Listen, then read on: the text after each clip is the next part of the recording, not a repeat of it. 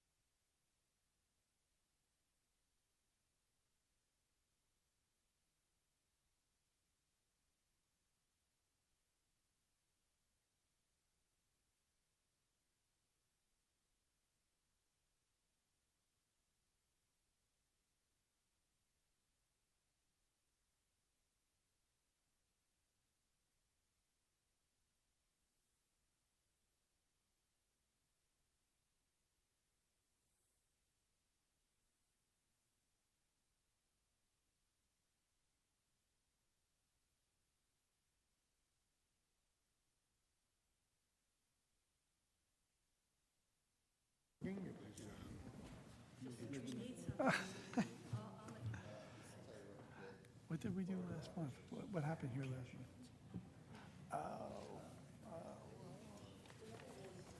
Okay. I'm sorry I brought it up. Oh, no, it's fine. I say that somewhat tongue in cheek, obviously. That'll be fine. I didn't quite see things the way you did. Thank you.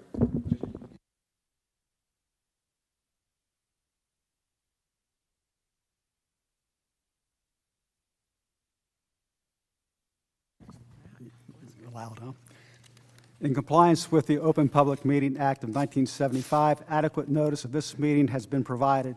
If any member has reason to believe this meeting is being held in violation of this act, they should state so at this time. Please stand for the Pledge of Allegiance.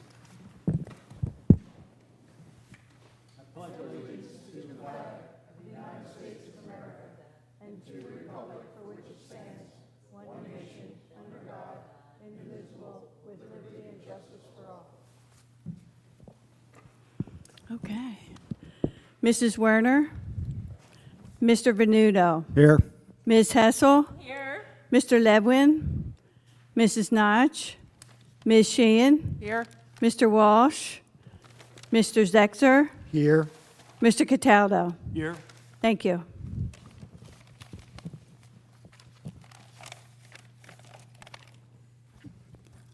Okay, first order of business is a new member oath of office. Should be right there.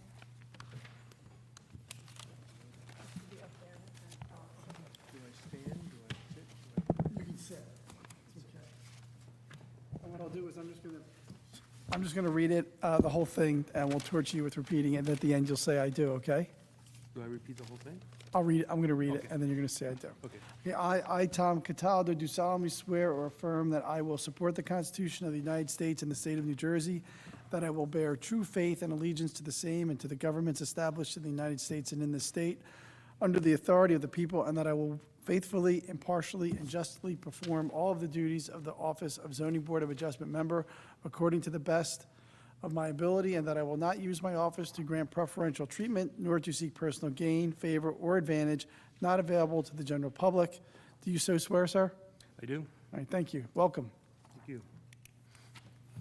Welcome.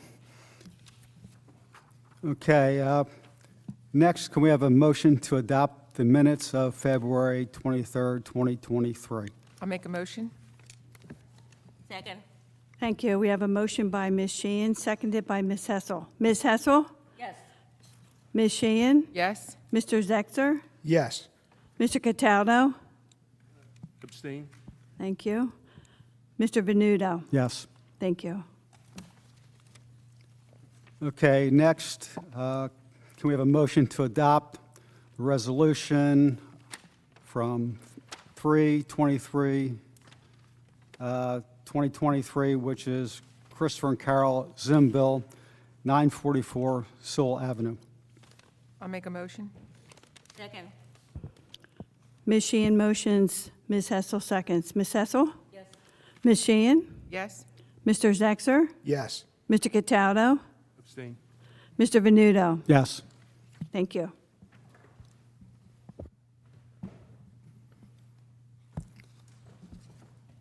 Okay, our first application is Cape JC LLC at 1301 Beach Avenue. Will the representatives please come forward and introduce themselves?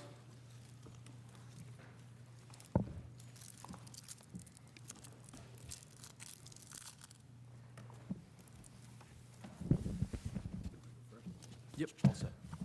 Jeff Granitis, the owner of, managing partner of Cape CJ LLC. So members of the board, just so everyone's clear, obviously Mr. Granitis is here. He's the applicant, member of Cape CJ LLC. My name's Robert Belasco. I'm an attorney at the law office of Stefankowitz and Belasco, located in North Wildwood, New Jersey.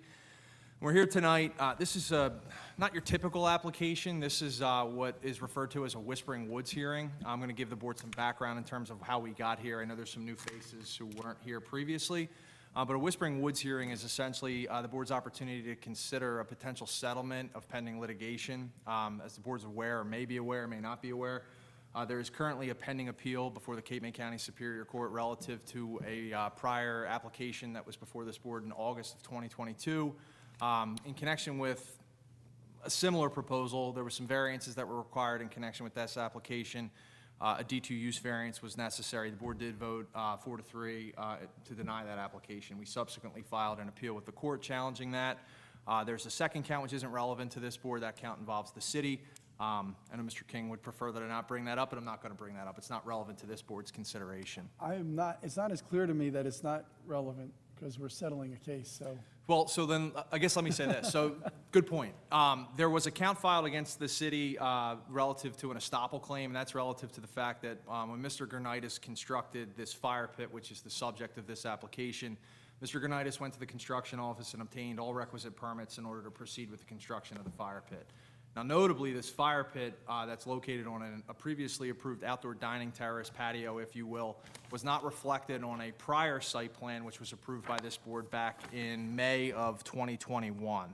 The May of 2021 application involved the proposal to construct a 38 by 25 foot outdoor patio in the side yard setback of Peter Shields.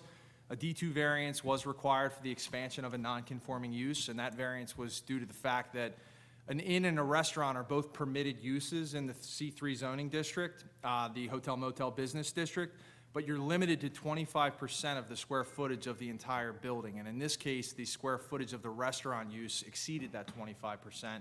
It amounted to a 37% area that was utilized for the restaurant.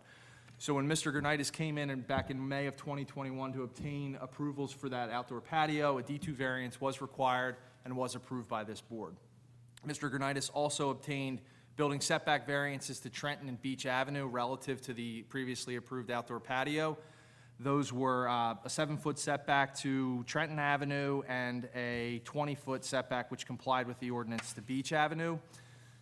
After construction or after approval of that application, after this board approved that application, when Mr. Granitis proceeded with construction, those plans were amended, a fire pit was added. When the fire pit was subsequently inspected, or when the patio was subsequently inspected, it was determined that the patio had actually been constructed 11 inches larger on the Beach and Trenton Avenue property lines. We were also advised that we needed zoning approval, an amended site plan for this fire pit in question. So we applied to this board. We came back here in August of 2022. We asked for the D2 variance so that we could maintain the existing 11-inch increase along Beach and Trenton Avenues. We also requested setback variances to Beach and Trenton Avenue relative to this proposed fire pit. The board did vote to deny that application by a vote of 4-3. As I indicated, we subsequently filed litigation. I've had discussions with Mr. King and with the city solicitor about potential resolutions to resolve that matter, and that's what we're here to present to you tonight. So we're before the board tonight asking for amended preliminary and final site plan approval. There are no variances requested or required in connection with tonight's application. The patio has been cut back to the 11 inches that was to the 38 by 25 foot that was originally approved. That 11-inch issue has been resolved. It's no longer in play. And the fire pit itself, it's not a fixed fire pit. This is a movable structure. It's been relocated so that it's 20 feet from, or will be relocated so that it's 20 feet from the Trenton Avenue property line and 20 feet from the Beach Avenue property line. So no variances are required from the board in connection with this application tonight. If the board does see fit to approve this proposed settlement agreement, once the resolution is memorialized and that 45-day time window for an appeal expires, we would dismiss the litigation pending against the board with prejudice, and we would dismiss the litigation pending against the city for the estoppel claim with prejudice as well, which basically means that we can't refile those claims because the issue would be resolved and the approvals would be in place. I do have Mr. Gurnitis here with me tonight just to provide some brief testimony. We did provide in our application packet an amended site plan which reflects the compliant patio as well as a compliant setback for the proposed fire pit. I also included, again, copies of the permits which were issued to Mr. Gurnitis at the time that he applied to construct this fire pit. And that was really just to assure the board that Mr. Gurnitis did what he was supposed to do when he constructed this. He went to the office to obtain required permits, and they were issued to him. It's not a situation where, you know, he constructed this fire pit in the hopes that he wouldn't get caught. He was upfront about this and went to the city, which is what everyone's supposed to do when they want to construct something new in any municipality. So that's where we're at. That's why we're here tonight. Mr. Gurnitis did introduce himself. I don't believe he was placed under oath, but if you would be so kind, Mr. King, I could elicit some brief testimony.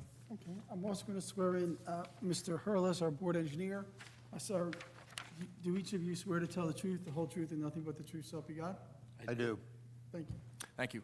Mr. Gurnitis, you heard the introduction that I provided the board, correct? Yes. Would you agree with the history in terms of what transpired, how we got here, why we're back here? Yes. And when you originally came before this board back in May of 2021, the outdoor patio that you constructed was approved to be 25 by 38 feet in diameter, correct? Correct. And subsequent to the approval that you received from this board, you constructed that fire pit and ultimately determined at some point after construction was completed that it was larger than what was approved. It was a construction mistake. Guys doing the layout of the patio were off by 11 inches.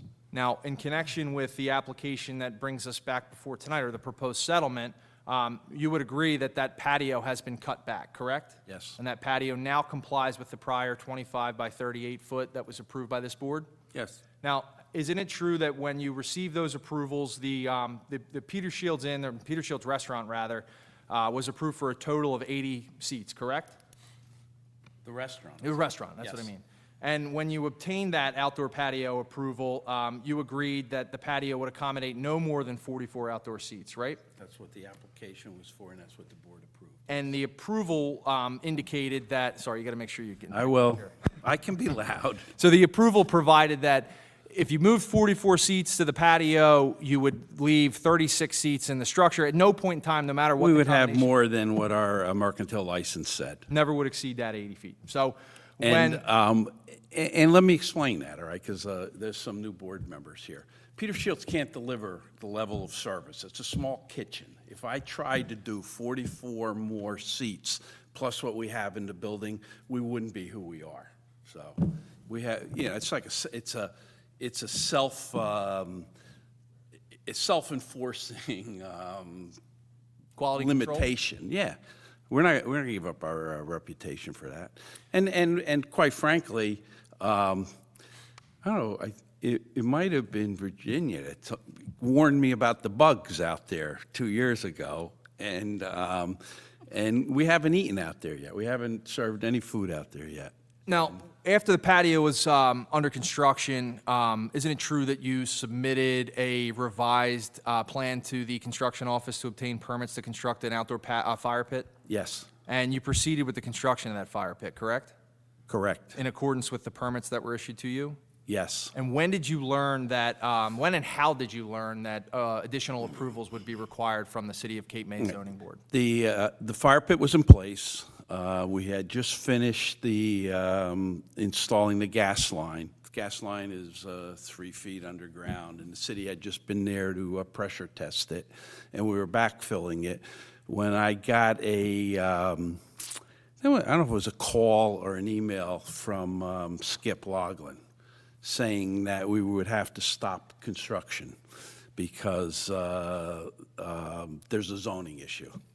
So I called Lou Vito, and I called Mike Vall, and I said, obviously I was a little bit upset, asked what was going on.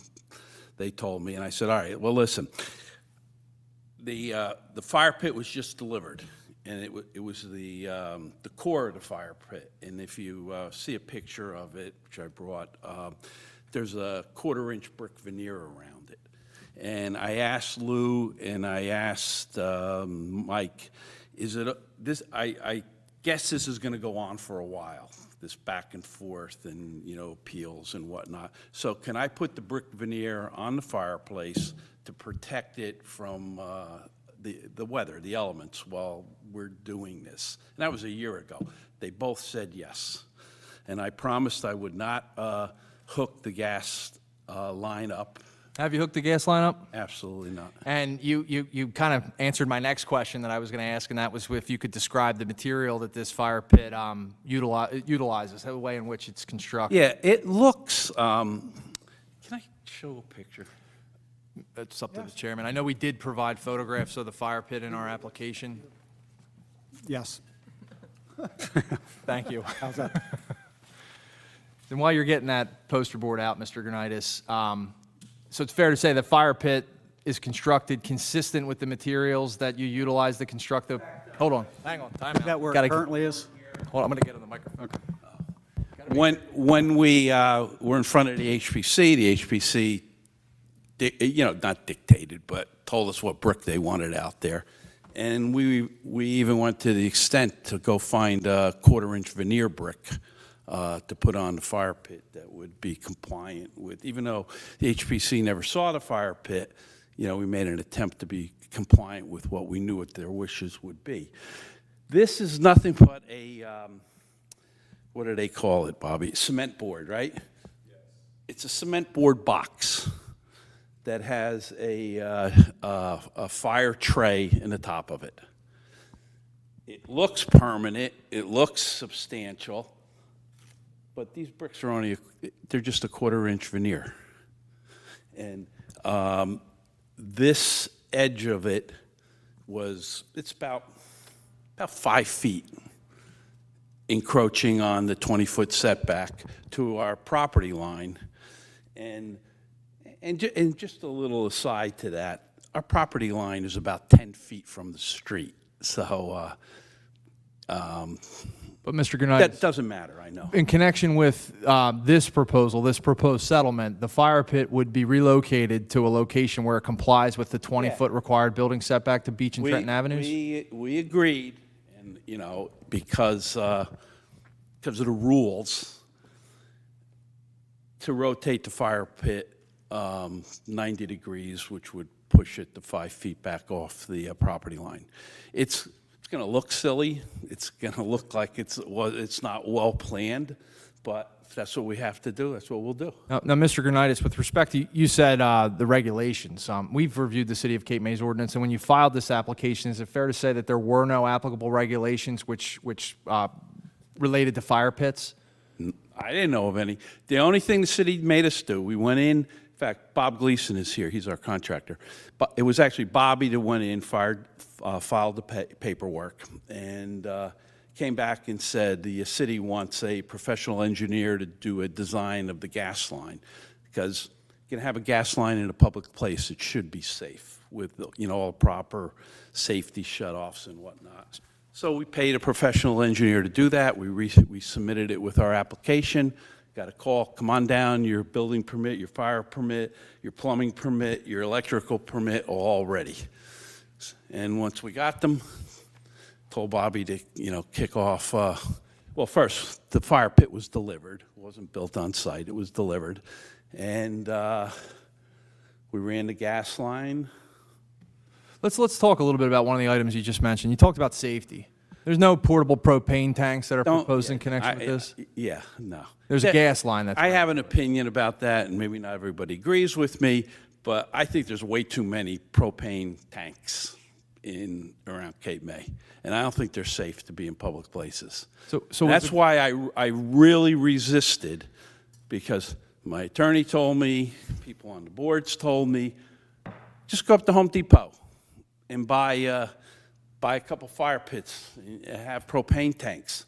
I got a problem having my guest at Peter Shields sitting on this patio with propane tanks all over the place. So we installed, again, a professionally engineered, designed gas line, and up in here somewhere, the state requires a safety shutoff should anything go wrong. Anybody in the area can go cut it off, and that's what we did. So is it fair to say that rather than buy a portable fire pit, and I understand that this is a movable fire pit that can be relocated, you chose to proceed with this design because it's aesthetically pleasing and consistent with the existing development of the outdoor patio and Peter Shields as a whole? Yeah. Yes. Is there anything else you'd like to add? I think it looks good. Now, I see you did add some landscaping around the Yeah. fire pit, around the patio. And I saw the Shade Commission comment about arborvitaes. Whatever these hedges are, they're the same hedges that are up here, and they will grow high. They've already doubled their size since they were planted when this mission started. And is the intent to provide a buffer, a visual buffer, a sound buffer, if you will? One of the No, intents. because we don't make a lot of noise. That's the answer I was hoping you'd provide. The other thing, for those that don't know this, you can't go on this patio unless you have a reservation at Peter Shields. You're either staying in the rooms or you have a dinner reservation. We have someone here that had that experience, Mr. King. You're just not going to come up here with your beer cooler and camp out around the fire pit. Actually, I did have a beer cooler. Right. If you have nothing else that you need to add, no, Jeff, that's all we really have. Yeah, it's just been, I don't know. I got to say this, all right? It's been frustrating, and I've been disappointed in the way this has went, because it's cost us a lot of money. We love Cape May. It costs Cape May money, and it costs a lot of goodwill. So that's all I have to say. Members of the board, that's essentially our presentation tonight. I would note, as Mr. Granitis indicated, at the time that this fire pit was proposed and permits were obtained from the city, there were no regulations concerning fire pits on the books. It's not mentioned in your ordinance. I was privy to a memo, which I believe Mr. Hurlis indicated. Mr. Hurlis penned, which at one point inside said the closest accessory use that's mentioned in the ordinance is outdoor recreational facilities. I think this is more of an amenity. I don't know that it's necessarily fair to call it a structure, but I would note that no variances are required, and I think that's key. We came here before asking for setback variances and a D2 variance, which is an expansion of a nonconforming use. Those variances are all off the table tonight. This is a straightforward, what I would refer to as an amended preliminary and final site plan application. We're hoping that the board sees the merits of what we've done, of the revisions we've made to the plan, and that we can resolve this case hopefully tonight, which would lead to a dismissal of the pending litigation against the city and the board. One of the elements of the proposal, which I neglected to mention, and some of you may be asking yourselves why we proposed this, but when we discussed this with Mr. King and with Mr. Gillenschwartz from the city, we had indicated that the settlement proposal that we were prepared to tender, or that we were prepared to make, which we presented here tonight, would require no additional outside approvals in connection with this application. I understand the HPC has previously reviewed the outdoor dining terrace. They approved that unanimously by a vote of 7-0. There are no design guidelines. I've reviewed the HPC book. I have not seen anything relative to fire pits. In addition to that, Mr. Gurnitis has now been before this board 3 times. He's been before HPC, I believe, at least 2 times. No, just once. for One the time, I'm event. sorry. And we want some finality to this. You know, frankly, I want to avoid a situation where, and I understand the HPC board hasn't reviewed this, but if they did and they denied it, obviously the recourse I have then is to appeal that to this board. If this board upholds the HPC's denial, then we end up in a situation where we're back in front of the Superior Court because we would invariably appeal that decision. Again, not trying to be litigious, but we want to resolve this, and we think we've presented a proposal which addresses the city's concerns, certainly addresses any variances which would be required, and would put this to rest. It would bring finality to the issue and allow the city to move on and allow Mr. Gurnitis to move on as well. That's all I have. Okay, thank you. Are there any questions from the board at this time? I have a couple questions. In all your other approvals, you did have HPC approval, or required HPC approval. I noticed the application that you put in recently, it doesn't say, it says no to HPC approval. That's correct. Okay. And the reason, oh, I'm sorry, go ahead. That's right. I mean, because to me, it's a judicial review, that we don't have the authority to say no to HPC review, because that's not our area of expertise. That's somebody else's. So I'm not sure how we can approve something that is out of our realm to approve. I'm not saying we can say we approve it here, but contingent on HPC approval, which is what we have done in all the other, anything that's in the historic district requires that. Yeah, I understand. And I would note the reason why we didn't indicate that HPC approval was required is because we didn't ask for it. And the reason why we haven't asked for it is, number one, because there are no guidelines relative to fire pits. HPC is an advisory board. They're only here to provide advice to this board. Their decisions No, aren't. I think they're actually a judicial board. No, they're an advisory board. It's in the city's ordinance. Not judicial, I don't know what judicial board means. Okay. They're there to advise. Here's where we are, and I'll address that, and then you can all, do whatever it is you want to do. We're in kind of a unique setting. We're settling a lawsuit, to which the HPC is not a party, incidentally. So, we're doing the best we can with what little guidance Whispering Woods provides. So, the HPC ordinarily would have this come before them in some form. I don't know if when people put in fire pits, they go to the HPC, but maybe they do. And I don't know of any regulations on fire pits in our ordinance, but maybe we'll hear about that.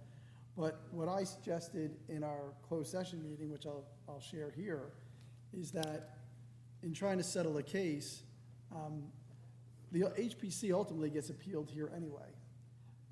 So what I suggested in the Whispering Woods concept or context was that we would do a hybrid type single event where the HPC wasn't specifically invited. In fact, I think their chairman is here, and their council was invited to speak on anything they had to say about this fire pit design, so that the board would have the benefit of the HPC's expertise and can listen to it and can make their decision on the settlement with the benefit of their input. And we did agree to that. It was discussed that the HPC members would be invited, and we didn't take issue with that, but So that's the hybrid mechanism that I suggested, and that's what that's what they've done. If that's wrong, Judge Blee, I guess, will tell us if anybody wants to do anything about it. But or Judge, Judge Blee. is it Judge Blee? Judge Blee has a case, yep. But that's probably the best that we can do, because if we settle a case and then the HPC doesn't want to do it the way we settled it, I don't know what, I don't know what they do about that. I mean, ultimately, then I guess they would appeal, and what do? Resettle it? So the point is, I mean, we have to keep some sense about this. I mean, it has to have some proportion and not bounce people around. So we're doing the best we can under very difficult circumstances, being as fair as we can. And we're going to hear from the HPC, and for all we know, they're going to come out and say, hey, that brick looks just like the other brick. It looks great. We don't know. So we'll hear what they have to say. And if they come back and say, this is a horror, then you guys can say, well, maybe we won't settle the case based on that. And I think the intent and purposes of the historic preservation plan is respected as best as you can under the circumstances.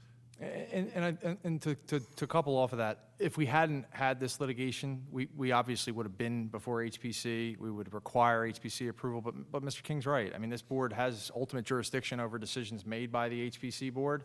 If we were denied at HPC, we'd appeal to this board, and we'd be right back in this same situation again. So, you know, it's a way to be efficient. It's a way to be economical, to kind of be cost-effective in the way in which we present this. And I think it's important to remember that there is litigation pending. So, you know, depending upon what happens tonight, that either gets dismissed or we proceed on that front. I like to explain why we didn't go to HPC to begin with. Just leave it, yeah. All right, Talk to your counsel.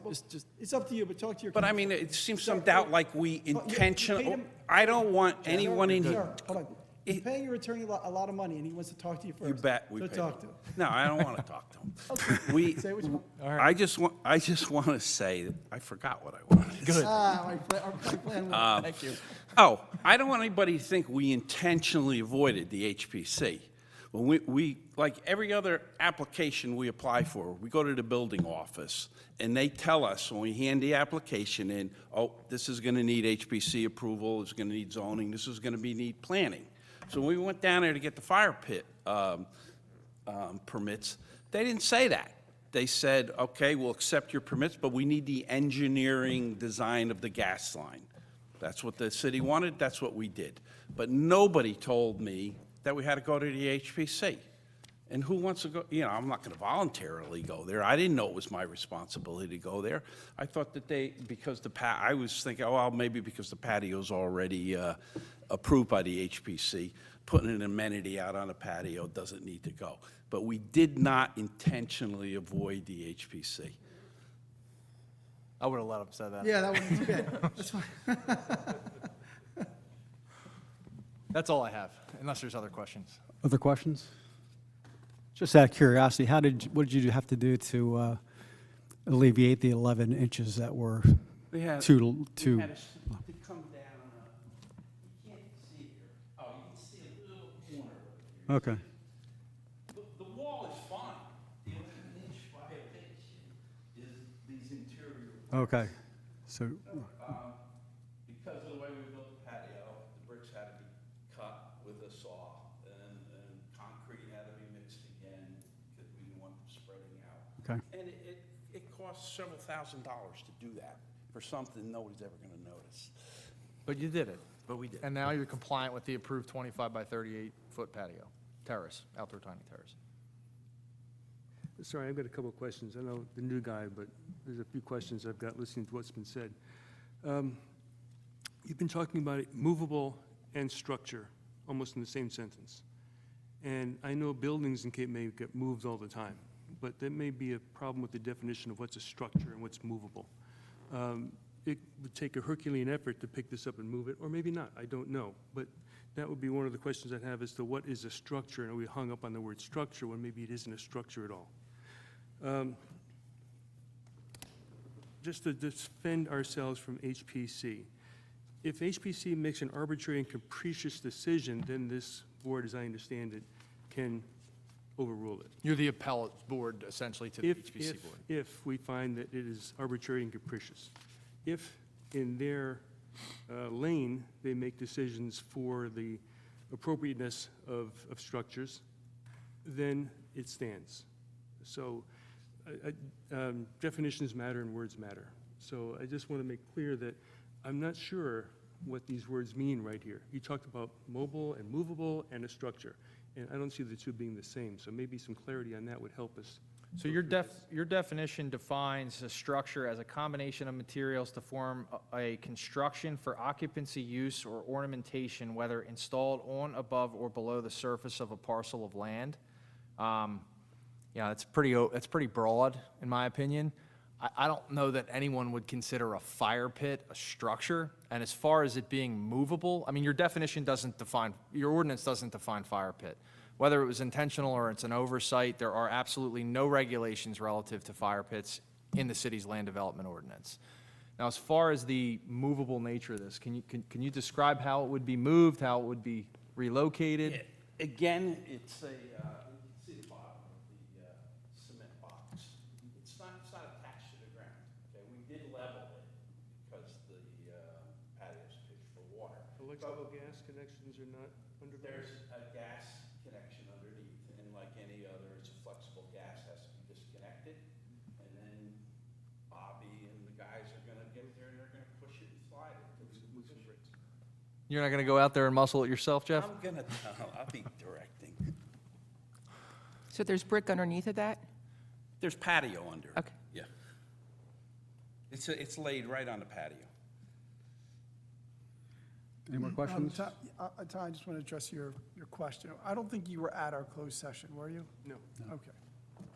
Well, this fire pit issue has come up at several meetings and in 2 different cities, because I'm also the attorney for West Cape Bay. So we've had this issue. So, and we had someone come in with a 15-foot by 5-foot outdoor kitchen on wheels.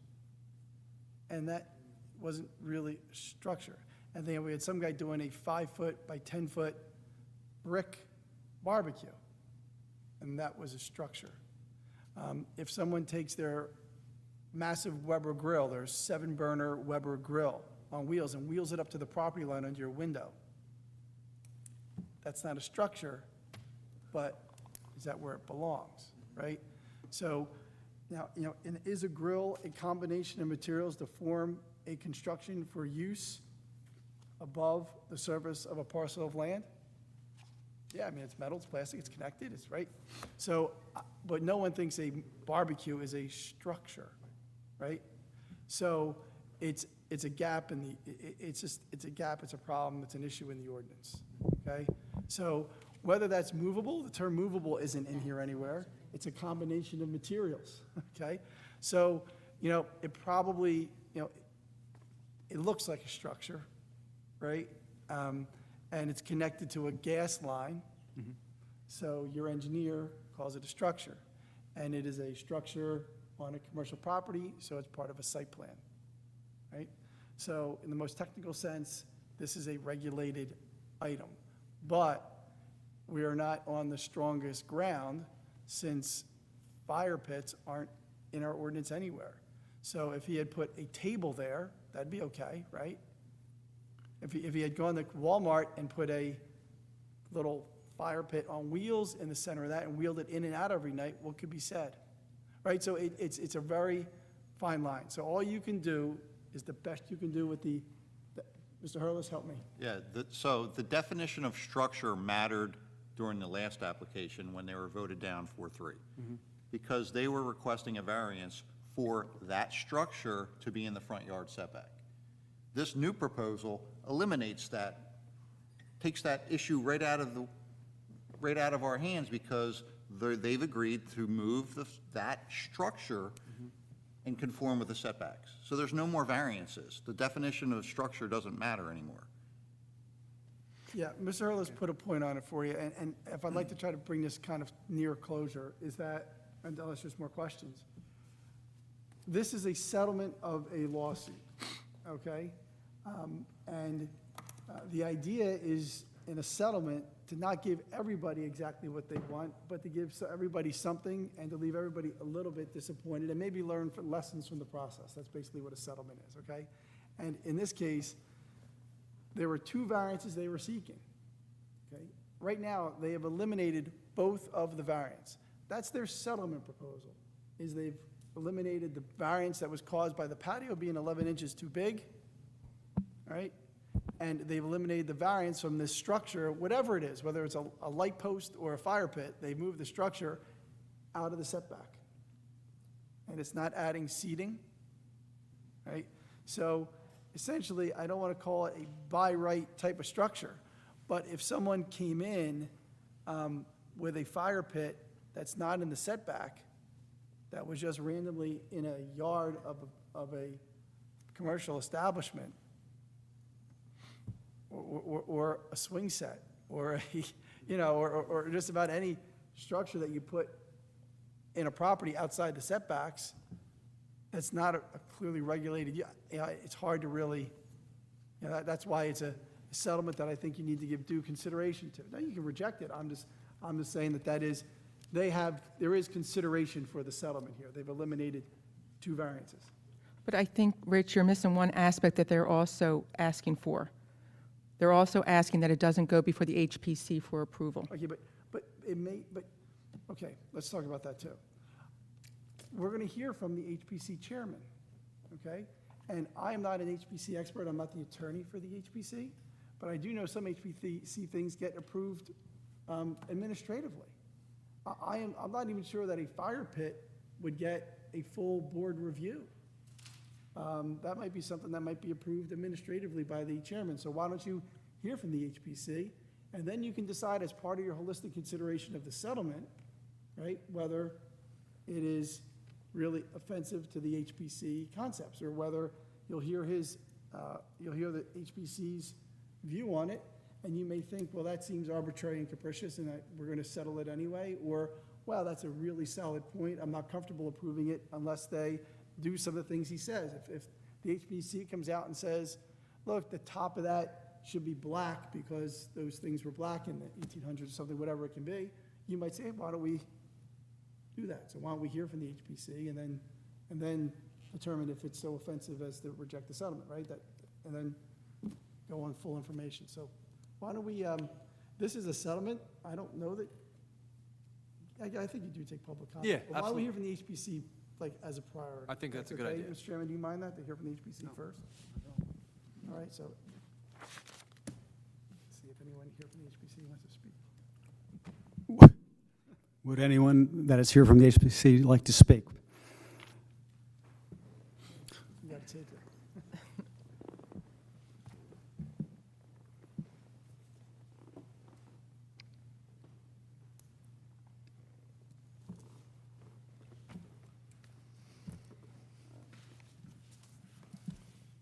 Good evening, everyone.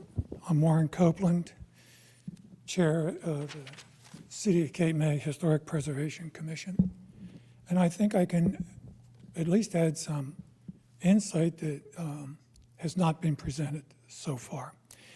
What this comes under is the provision of landscape and landscape design, so that when you introduce a product in the historic district that is contemporary or not consistent with our period of significance from 1850 to 1948, the likelihood is that would be denied unless it was not visible from the front or the side yard. Now, with regards to the ordinance, I'm surprised. I'm not even sure why I have this, but I have to get my glasses.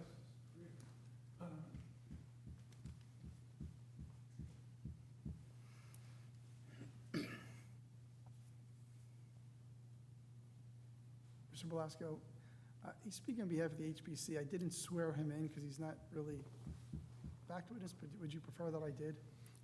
We might as well, just for the record's sake. I mean, he is providing testimony. I don't doubt that he's providing truthful testimony, but just so the record's clear.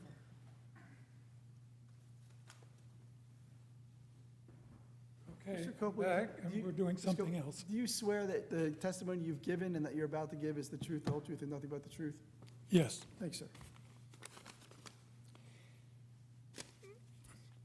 With regards to our standards, and the standards are part of the zoning ordinance, I think there's some confusion before the group. What the standard says, the Cape May Historic Preservation Design Standard says, and I quote on page 68, modern conveniences, HVAC, swimming pools, satellite dishes, and mechanical devices, and I include that as fire pits, but must not be visible from the front or side yards. Such equipment may adversely impact character-defining elements of this historic city by obscuring or damaging significant historic features. That last sentence was mine, I'm sorry. The quote ends at front or side yards. So the standard is quite clear. If you have a mechanical device, a contemporary, a modern mechanical device, which a fire pit is, then it cannot be visible from the front or the side yard in the historic district. We at the HPC have not approved any such device visible from the front or side yard. We have, in fact, approved fire pits, fixed and movable, that were not visible from the front or side yard. So if it's in the back, no one can see it, then that would be approved. I should add, this fire pit has not come before the HPC. So I'm speaking in general terms and what I would expect the HPC to do. Further, interestingly enough, the Secretary of Interior standards that were updated in 2017, and I quote, "It's not recommended installing new mechanical systems so that character-defining structural features are changed, damaged, or destroyed." This is all under streetscape. And in this instance, if the product had been offered to the HPC, my estimation is that it would not have been approved. And we would not have approved something so dramatic in review. So it would have come before a full HPC. The whole notion here is to protect the city's National Historic Landmark, to reflect what was here during our period of significance, 1850, 1948, and a fire pit would not have been.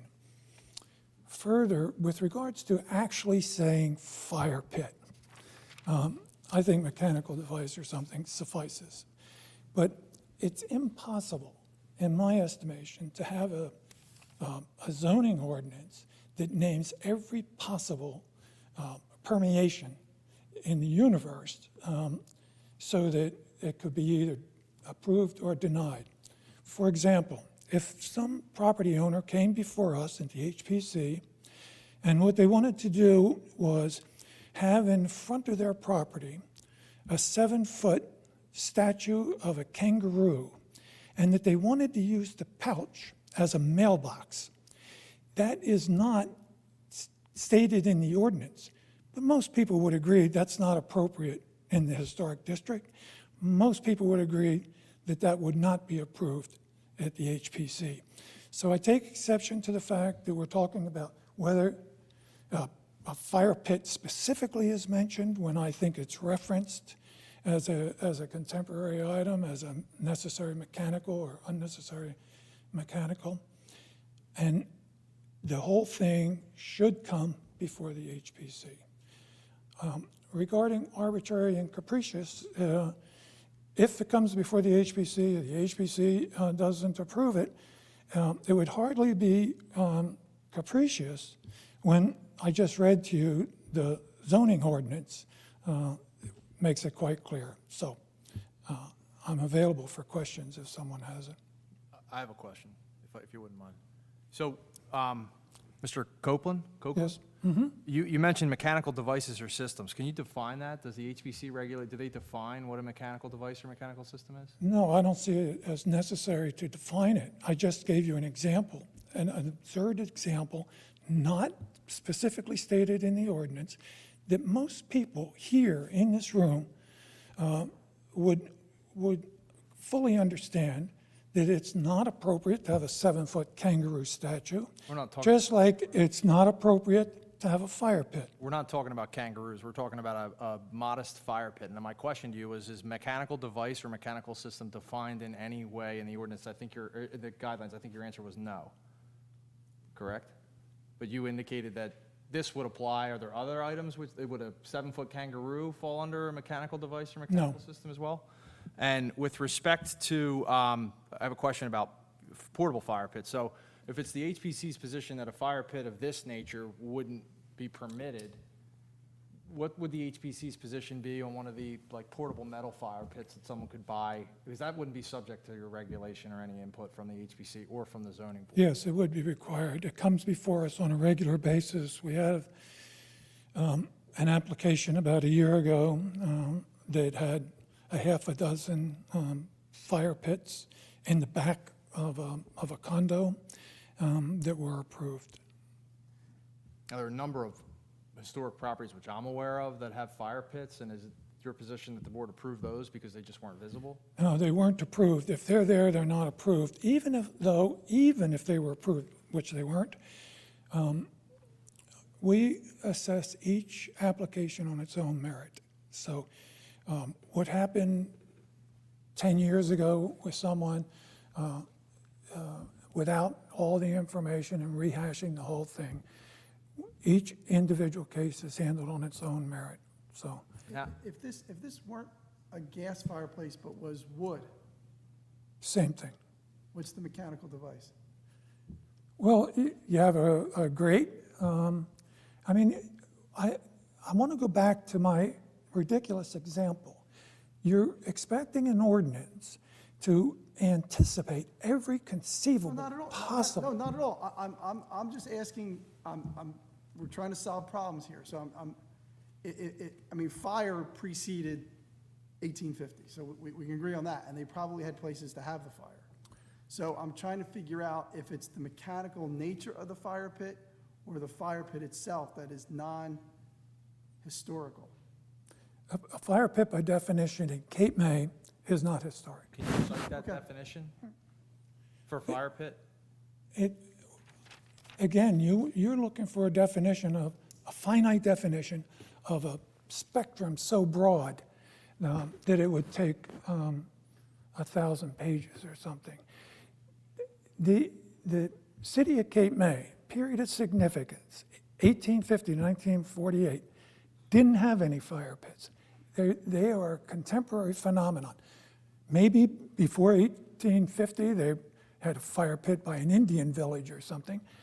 But the city of Cape May, a sophisticated Victorian community, would not have fire pits, and did not.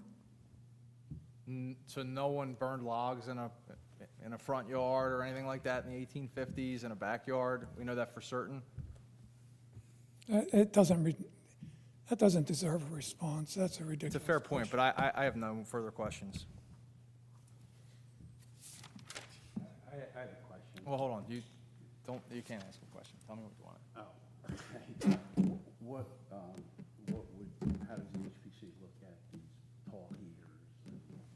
That wouldn't- Can you speak into the mic, please, Mr. Janitis, please? That was between us. Oh, We're okay, not gonna I'm ask a sorry. question. Sorry, you. Ms. Keenan. Thank you.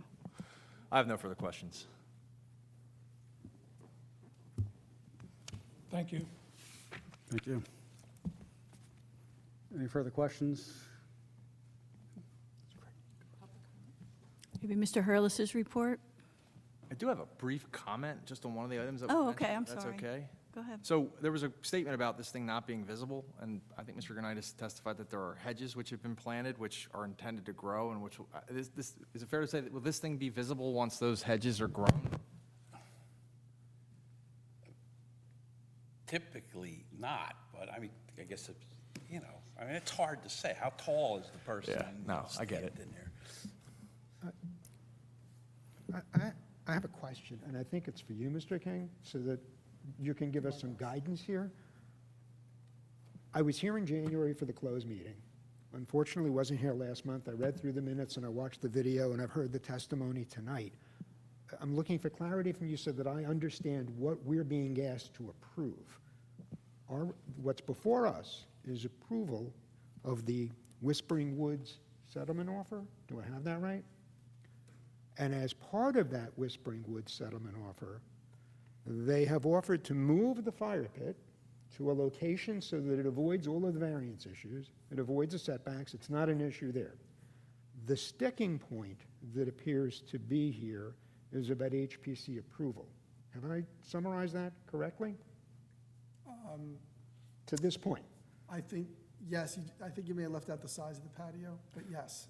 I thought the size of the patio was resolved. It was, but you were listing things that were resolved. You didn't mention that one, so I just. Apologies. They resolved two variances, the size of the patio and relocating the fire pit. The third element of this, which was that there was concern about the HPC's position. So what I thought what the settlement was that they would come in, propose the thing, and we would hear from the HPC as the board could consider all aspects of it at once.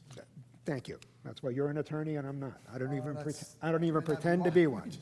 You found something better to do than I did.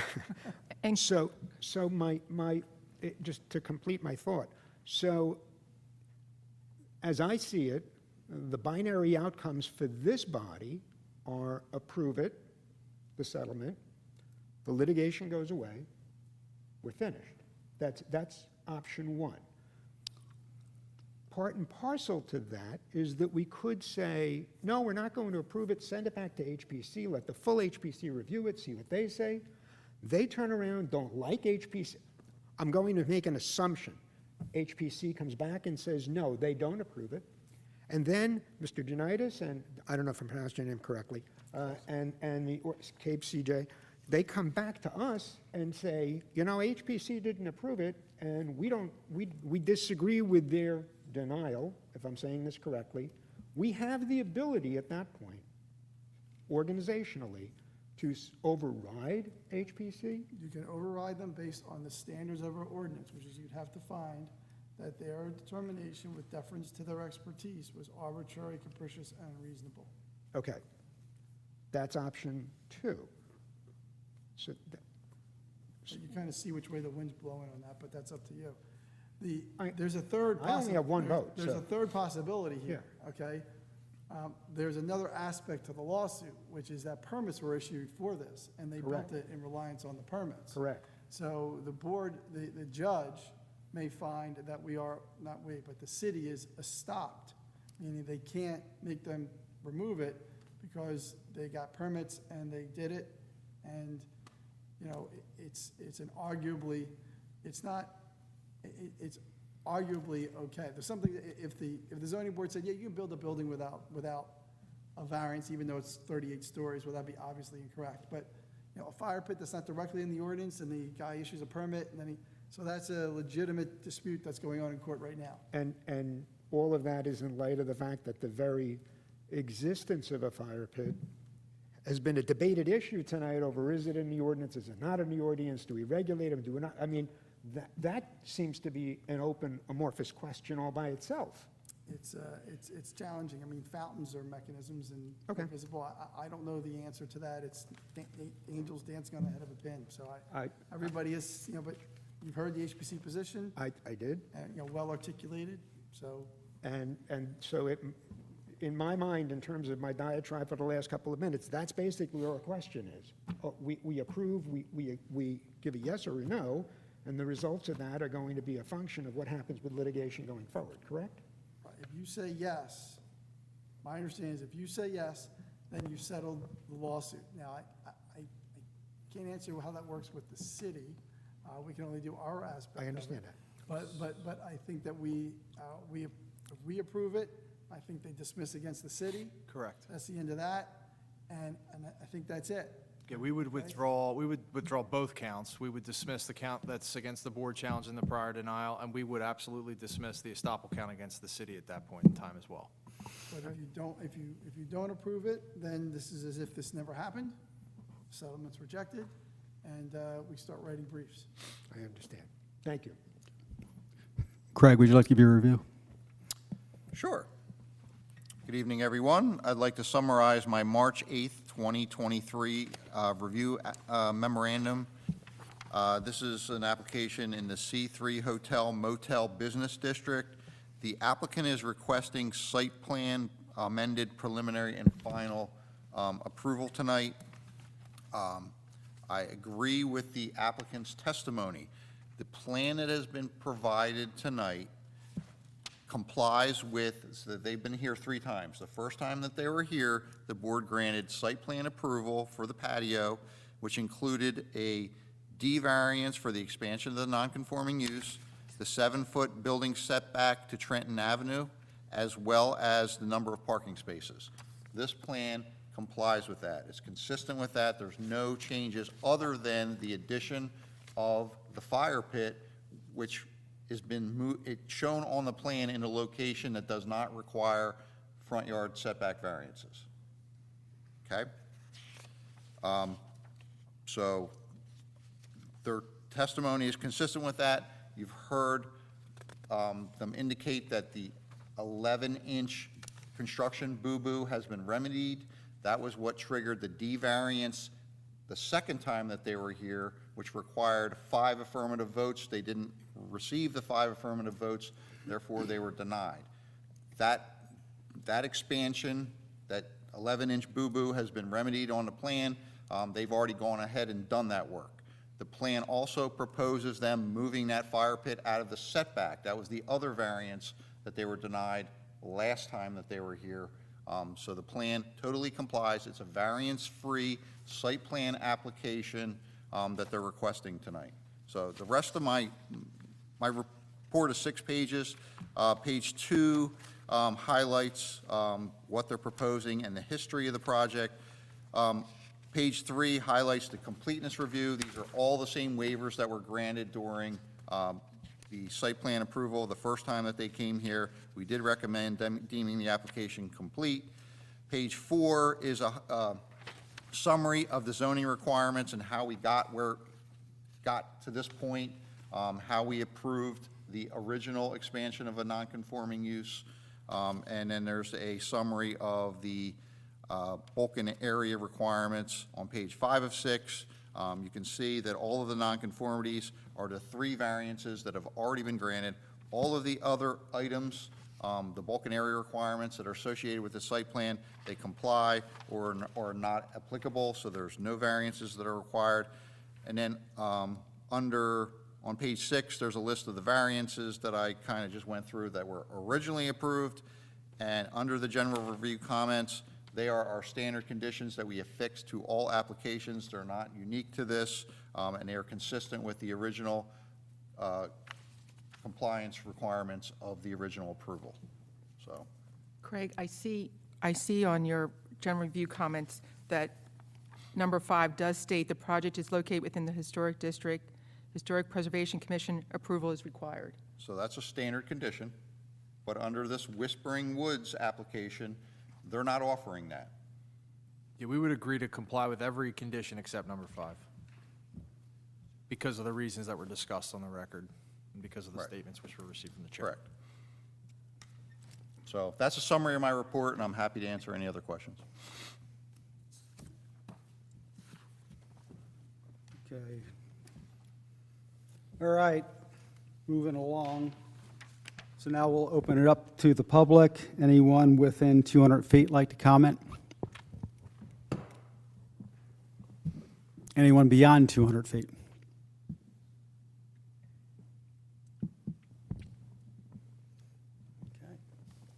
Okay. Rich, do you, All right, we'll close it to the public. Rich, do you want us to comment when we're voting or before we vote on why we're voting? Yes or no?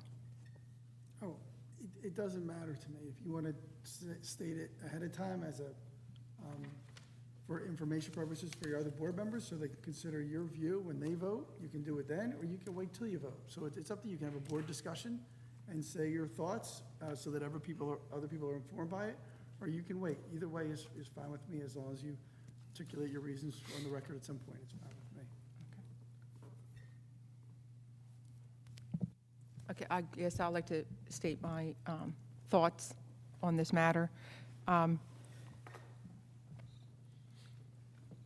understand, when it came before the HPC and the zoning board with the patio, and they both approved it.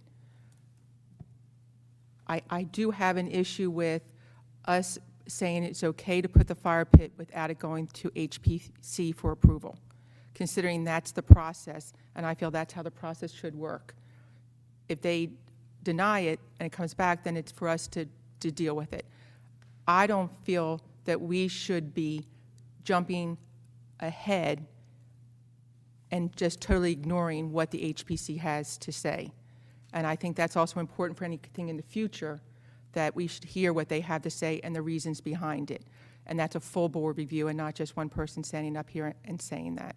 So I will be voting no on this because I feel as a process, and we having a strong HPC in the city, that we should keep that in line and should go to the HPC for review.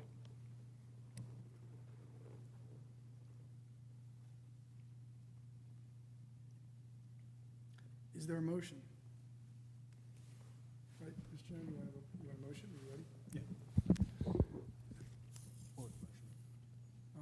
whoever wants to move. The motion would be to approve the settlement as proposed by Mr. Belasco, which, to my understanding, would be relocating the fire pit so that it complies with the setback, diminishing the patio so that it complies with the prior approval. And they have asked that instead of having to formally appear before the HPC, that you hear from the HPC at this meeting and incorporate those considerations in the overall settlement without them having to go back for formal HPC approval. That's the motion, that's what they've asked for. And it would be site plan approval, it would be site plan approval with the fire pit as I just described it, relocated. So that's the motion I'd recommend being made. How you vote is up to you. But yes would be yes with the settlement, no would be to reject the settlement. All right, so do we have a motion to, One more thing, I want to talk about voting. This is a little complicated. I'm going to, Richard, would you use your mic? Yes, ma'am. Please. this is a little, I kept correcting him and then this is a little complicated. I'm going to give you my reasoning for it. A D variance, which this was when it came before you previously, requires a vote of 5 of the 7 members. A D variance. They've eliminated the D variance because the expansion was the increase in the size of the dining area, so that they've eliminated the D variance. So I think we're back to a regular vote, which would be a majority of the voting members. And I think we have 6 or 5. 5. So it would require 3 of 5 to say yes, in my opinion, because the D variance was eliminated. If this were a vote for a settlement that still had a D variance in it, I think it would have to be 5 out of 7. But since this is a vote that would approve a settlement that has no D variance in it, I think the majority vote is the appropriate vote. I don't have much authority for that, and I there- agree with you, though. Well- I do, because there's not a D variance that's associated with this, and this board still has jurisdiction because it's in the context of an appeal of action taken by this board. Yeah, but even if it were a settlement and the settlement still had a D variance in it in some form, I'd require the same vote that it would take for a D variance. But to approve a settlement that doesn't have a D variance, I think that should be a straight majority. I don't have any authority for that, and the Whispering Woods is the only case out there that's really at all useful, and it doesn't talk about that. So that's my best analysis for that, and I'll defend it if I have to, I guess. tell me again, Rich, what the motion's going to be. The motion is to approve the settlement, which consists of preliminary and final site plan approval with the fire pit relocated out of the setback and the patio reduced in size, and relying upon the testimony of the HPC members that appeared as opposed to formal HPC review. That's the proposal that's been presented by the applicant, and that's what you're asked to vote on. And yes would be to agree with them, and no would be to agree with the settlement, and no would be to reject the settlement. Okay, so do we have a motion to, I'll make the motion. okay. I'll second. Is that Mr. Zexer who seconded? Yes. Thank you. Ms. Sheehan? No. Motion? Oh, I'm sorry. Oh, sorry. Okay, Ms. Sheehan motions, Mr. Zeker seconds. Ms. Hessel? Yes. Ms. Sheehan? No? Mr. Zexer? Yes. Mr. Cataldo? No. Mr. Venuto? Yes. First time as chair, and you get to be the deciding vote. Thank you very much, members of the board. Appreciate your time. And I'd also like to thank Ms. Keenan for getting us on as quickly as she did. I understand that it was a last-minute thing, but we appreciate the ad. Thank you, everyone.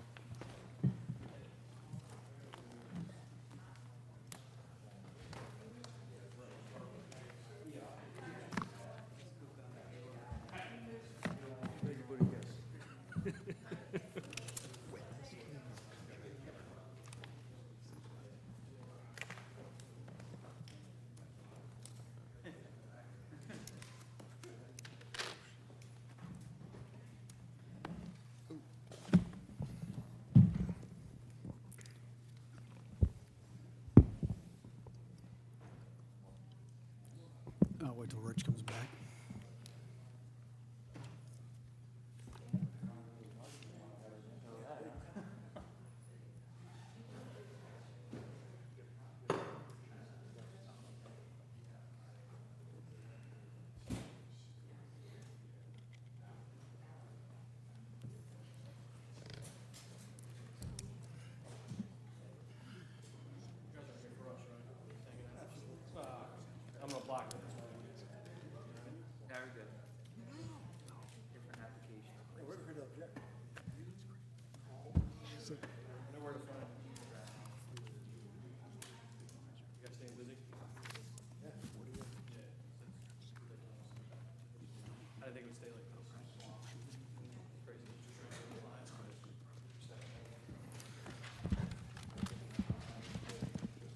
Okay, our second application would be Roseman's Marina LLC, which is 5 Roseman's Lane.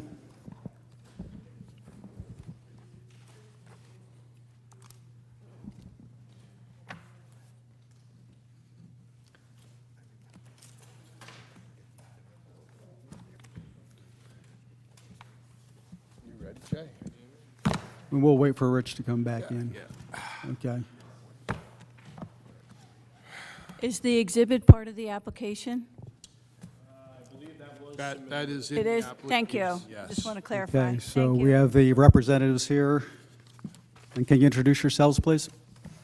Okay. Good evening, Mr. Chairman, board members. My name is Ron Gelzunas, appearing on behalf of the applicant, Roseman's Marina LLC, the members of which are Donald Wiscott to my left and his wife Christine, who stepped out a minute. She'll be back.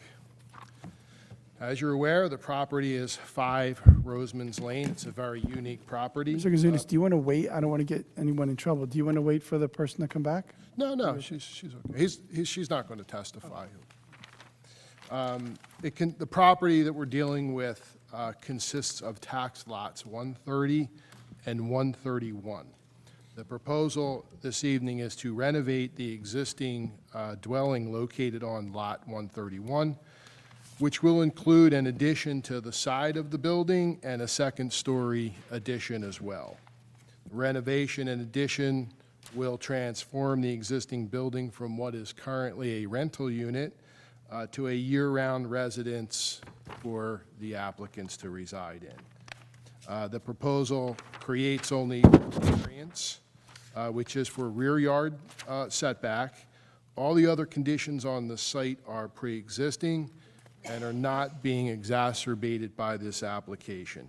As I indicated, Mr. Wiscott Donald is to my left. We also have Jay Sciullo, our engineer, who will be providing the expert testimony this evening. So if we could have these gentlemen sworn in. Yes. Our board engineer remains under oath. Gentlemen, please raise your right hand. Do each of you swear to tell the truth, the whole truth, and nothing but the truth, so help you God? Yes, sir. Yes, sir. Jay, could you briefly place your credentials on the record? Sure. Good evening, everyone. My name is Jason Sciullo with Sciullo Engineering. I am a licensed professional engineer and planner in the state of New Jersey. I've been practicing professionally for over 20 years. I have a bachelor's of engineering from Stevens Institute of Technology. My focus has been site plan applications and planning testimony related to land use approvals all over the state. I've been before this board multiple times, along with many others in South Jersey and statewide. And you're familiar with this particular area, this site. I think you've Yes, done a lot of absolutely. work around the surrounding For area. for Scarborough, yes, for the marina next door. Yep. Okay. So, Mr. Chairman, will you recognize him as an expert? Yeah, we will. Thank you. Thank you. So, Jay, take us through the existing conditions on the site and the proposal. Sure. Now, I'm going to refer to another exhibit that we prepared specific for this hearing, but it's similar to what was submitted. So this is a colored rendering that has the proposed site improvements that were shown on our previously submitted site plan with the aerial photo behind it for clarity. So the site itself, as mentioned, it's in the C6 Marina zoning district. Single-family homes are permitted. There's an existing single-family home on the lot, which the lot is outlined here in yellow. This is Roseman's Lane coming in on the right side of the plan. Below that's Cape May Marina and the development, Spicer Creek, that's come in. What's shown here in blue, this box in blue, is an existing home that's in the location of where we propose this addition. That home is 2 stories. On the outside edge of it, it has a 2-foot setback to the neighboring lot to the east. Also has a 2-foot setback to the neighboring lot to the south. The addition that is proposed will be partially over top of the existing building and then expanded to the west from it. The setback relief that's requested, as Ron had pointed out, we propose the building addition to step in from the existing building to be 8 feet to the roof line, 9 feet to the main mast of the building, and then the building itself to be the portion shown in yellow on that plan. So the existing condition, as I mentioned, is 2 feet setbacks. The house is tucked into the corner, and it's 2-story currently. What we propose is an addition that's also 2-story to round out the house at a further setback than existing conditions.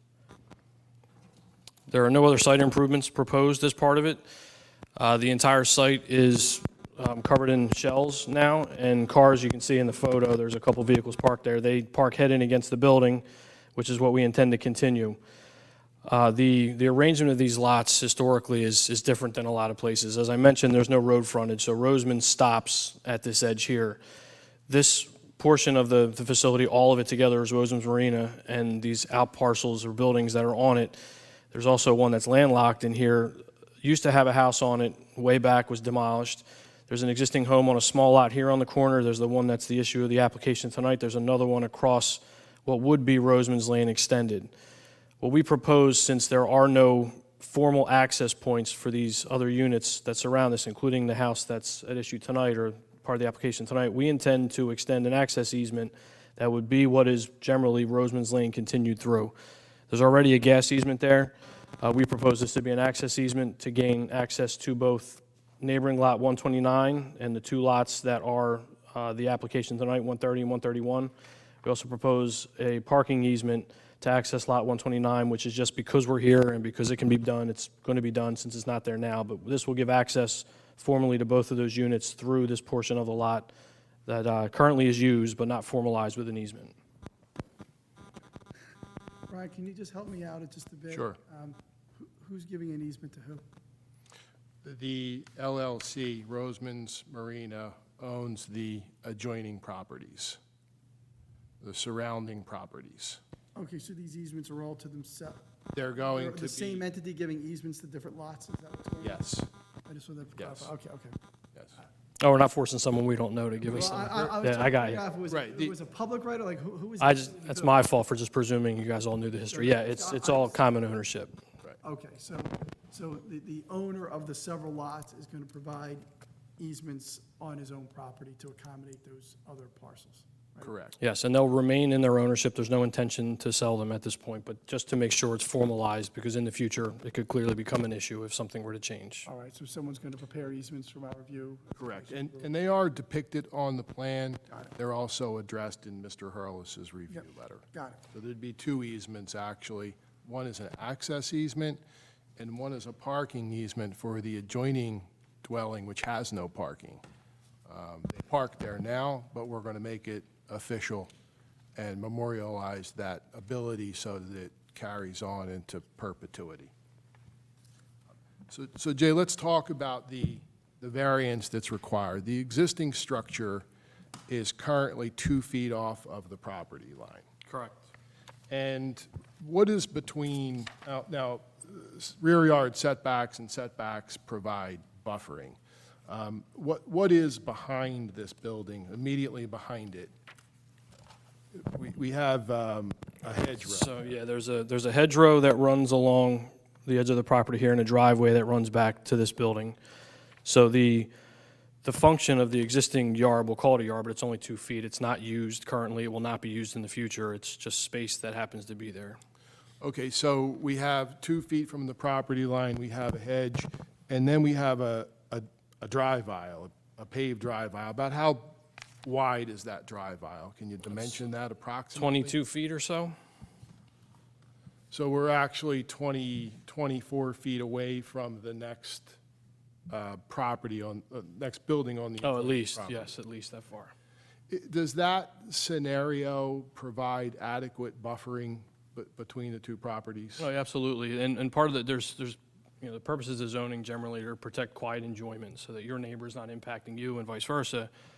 Being that the rear of the site isn't used at all, having more yard potentially could lead to some, nuisance type complaints with noise and activity, but this arrangement makes it so that there are no impacts to neighbors because there's no yard to use. Interesting, I didn't consider that, but Yes. you eliminate the activities in the backyard by Yeah, not there is no having a yard to backyard. use. And one of the things that, I'll go back to the first exhibit that we started with that shows the architecture. So you can see that this shows the little hedgerow behind it, but generally, all the focus will be towards the bay side. There's going to be absolutely no activity on the back. Which brings up another point. The structure itself, the building itself, by adding this addition, creates an additional buffer between the commercial marina use and the residential buildings, the building development to the south. Yeah, unintentionally, yes, it does. So now that's the existing structure. So the addition is going to be set further back from the property line. It is. I think at 9 feet from the face of the wall. Yeah, 9 feet from the lot line to the mass of the structure, and then the roof overhang will be at the 8-foot permitted setback. If it were, oh, I shouldn't say it that way. If it were a side yard, it would be permitted at what we propose. So it more or less functions as a side yard anyway, but yes, it'll be at 8 feet to the roof. Okay. Other conditions on the site, it's currently 100% lot coverage. It is. With the crushed lamb shells.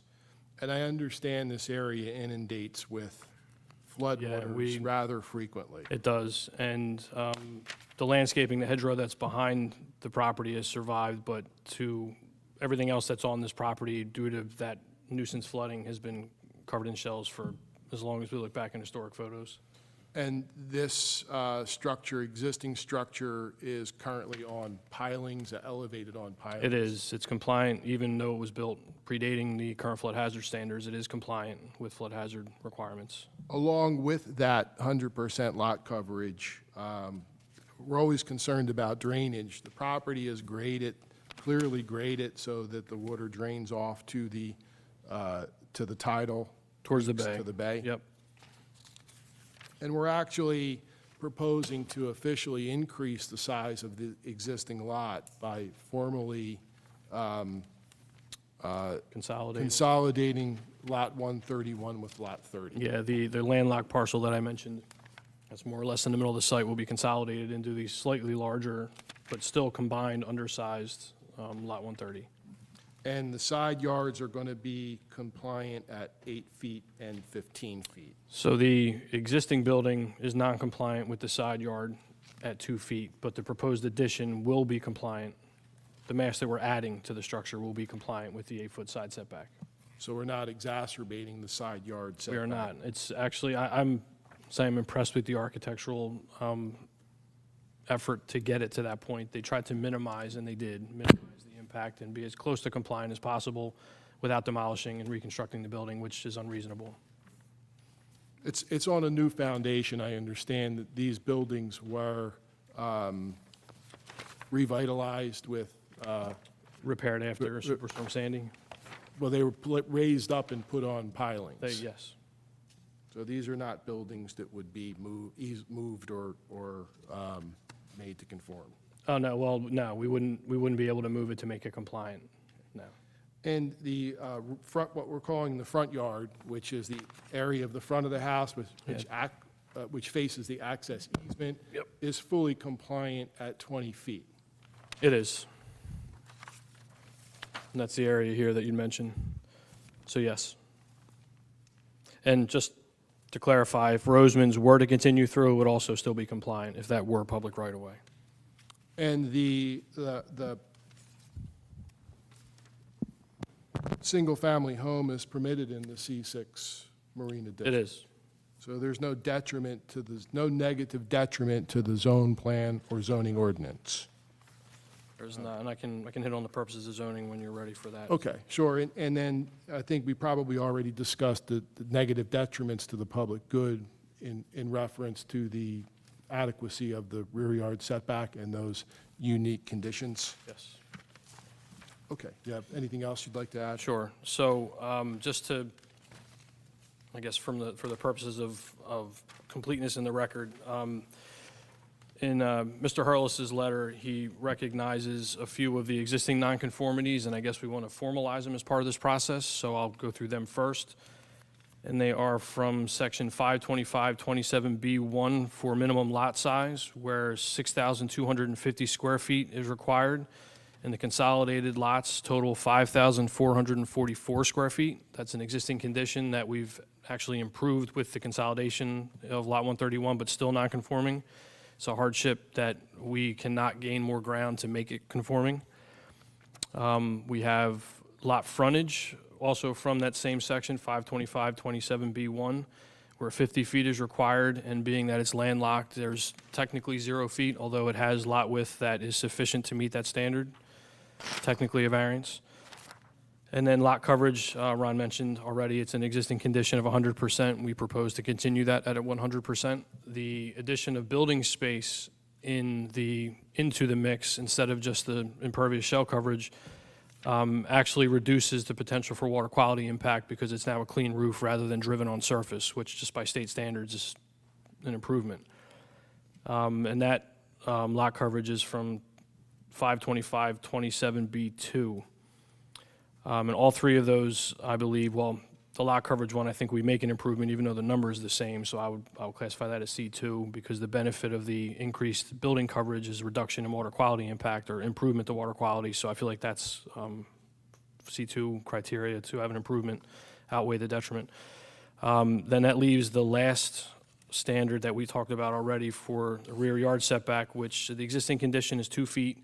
We are proposing the addition at 9 feet, so it is still non-conforming for the mass of the building we're adding to the structure, but it is improved from existing conditions for that portion. We're not just going straight up at 2 feet. We're stepping it in to try to, minimize that amount of non-conformity. So by doing this, I feel there are a few purposes of zoning that are advanced to address the positive criteria of granting of a C2 variance, which we lovingly call the flexible C variance, where we have to show the benefits of the detriment, or the benefits of relief, will outweigh the potential detriment of granting that relief. And this is in the purposes of zoning listed in the municipal land use law at NJSA 40:55D2. The first one is purpose A for the advancement of the general welfare. Since this use is conforming, and also we are compliant with other standards in the zone, and actually improve or better than required in a couple items. And the main one, or two main ones, building height and floor area ratio, even with undersized lot, even with this addition, we're still less than what's permitted in the zone for those two items. So I feel that general welfare is improved or advanced. And also purpose C for adequate light, air, and open space. Again, although we're adding building mass, we're still under what would be permitted normally, even with the relief requested. So I feel that that purpose is advanced. Purpose I, to promote desirable visual environment through creative development techniques. I mentioned that the architect went through a pretty heavy design effort to make the building look the way that that it did on that rendering without creating a need for more relief and staying with the existing rear setback. So I feel that that purpose is advanced. And there's also purpose M towards the efficient use of land. Since we have, again, an undersized lot and we're still meeting the other standards aside from this rear setback, and better than those standards, I feel that that purpose is advanced. Again, too, we're over, or the building, is elevated beyond what would need to be compliant with flood hazard standards, so we are protected from flood. That's also a purpose of zoning, purpose B. So I feel that the positive criteria for granting of a use variance is met with this application. For the two prongs of the negative criteria, there are two standards, board's probably heard before. The first one is to show that there's no negative impact to the public good, general welfare, and that generally means impact to the immediately surrounding area. The courts have held that. We talked about how the rear yard setback relief that's requested is still, it's less encroachment than existing conditions, and it doesn't impact the neighbors because there is no change to that rear yard. It becomes unusable, so it's just the building that they'll see, which is already there. But now the addition is farther away than the existing building. I feel that it technically functions as a side yard because of where it's located relative to the other buildings, which are their side yards. And in that case, the proposed setback of the addition is actually compliant, although technically it is a rear yard. So for those reasons, I feel that the public good is protected. The second prong of negative criteria is to demonstrate that the spirit, purpose, and intent of the zoning plan and zoning ordinance are not impaired by this, the granting of this relief. So as I mentioned, the general overall purpose of zoning is to protect quiet enjoyment, to keep from having lots get overwhelmed with development, to keep from jamming generally too much density or too much development into a place that it doesn't belong, or the use to not belong. In this case, we don't have any issues related to that. The use is permitted. The setback that's proposed is greater than existing, and it doesn't impact the neighbors negatively because it doesn't provide or create any sort of impairment of their enjoyment of their yards, or the setback relief that we request doesn't encroach and create issues on their property in any form. It doesn't create a usable yard for us, so in the end of it, it will look pretty much exactly as it does now. So for that reason, I feel that the second prong of the negative criteria is also met. And so for those foregoing reasons in that testimony, I feel that this board has for sure jurisdiction to grant this relief, and the application meets the merit to grant that relief. Just a couple follow-up points, Jay. It's going to look the same. You won't really see a change, just this little addition. But we're doing some other things that I think are going to clean up the site. One being the formalization of the easements for access and parking, which currently don't exist. The other one is the formal enlargement of the lot, which lessens a lot of the things that you discussed. It does. And to those, and together with the other benefits that you've outlined, is it your opinion that the benefits substantially outweigh the detriments, which would, I think in this case, only be the 2-foot rear yard setback? Absolutely. Yeah, Probably overwhelmingly so. yeah, we don't often get to see an application where an existing building with so much nonconforming, and I say that not in a negative tone, but the reality of it is, it's where it is, it's been there for a long time, that the architect was able to design the building such that they still get the usable living space that's desired in a home in Cape May without creating the need to stay at that existing setback. Okay, just a couple questions for Donald Wiscott. Donald, tell us how long have you owned the marina? The adjoining property and this property? I've been there 60 years, and I'm the third generation. Now, this particular building that we're talking about on this property, how is it currently used? Right now, or recently? Is it a rental property? It was a rental, yes, it was, for quite a while. And your intent to make this addition and renovation is why? For me to live there. So you're going to be it's going to be a owner occupied, and you'll be Yeah, living adjacent? I'm going to do a fatal. I'm going to live where I work. There's some good components. Yeah, it's going to be fatal. They're going to knock on your door, but you can see what's Yeah, going on. yeah. All right, so it's been a rental property. There's been people living in there. The difference Yes, is yes. you're going to live there now, Correct. and you're going to be able to Just oversee need what's- the whole expansions for the grandkids. Okay, yep. I need more bedrooms. Right, you're going to have a total of 3 bedrooms, Mm-hmm. and I think the parking being provided complies, correct? I have no questions. Could I make a comment on the building? Sure. When we rebuilt it in the 90s, with that 2-foot setback in the back was a big issue. So we had to, before we put the siding on, we had to put 5/8 fire-rated sheetrock on the outside of the building, on the back wall, and any window on that back wall on both them homes had to have water sprinklers, fire sprinklers, which were installed. Because our side line and our back line are within 3 feet, so all walls on that 2 property lines have water sprinklers if we wanted windows, which we did, and fire-rated sheetrock under the siding on all 3 buildings, actually, because all 3 buildings follow 2 property lines. And that was done in the 90s when we rebuilt the place. Good, good. They're solidly built. So does anyone have any questions for the applicant or our engineer? Questions? I just have a question about the easement. The road easement coming in. Mm-hmm. Is it still going to follow the Lot 31 line? Or is Lot 31 giving part of that easement up? Like, I'm not sure for the road easement what is being given. You want me to explain? So. Yeah, go ahead, because So the easement is so that the owners of the 2 residential lots, the one that's, combined 131 and 130, part of this application, and also Lot 129, which is to the east of that, is so that they can traverse the marina property to access these 2 lots. We don't need to provide an easement from these lots to the marina because the marina has adequate space. So it's only the portion it's generally going to run, like you asked, on the northern edge of Lot 131. So 134 is going to give an easement to the combined 130 and 131 And also 129. and 129. Where's 129? It's the one directly to the east of, And where is 130. that going to be?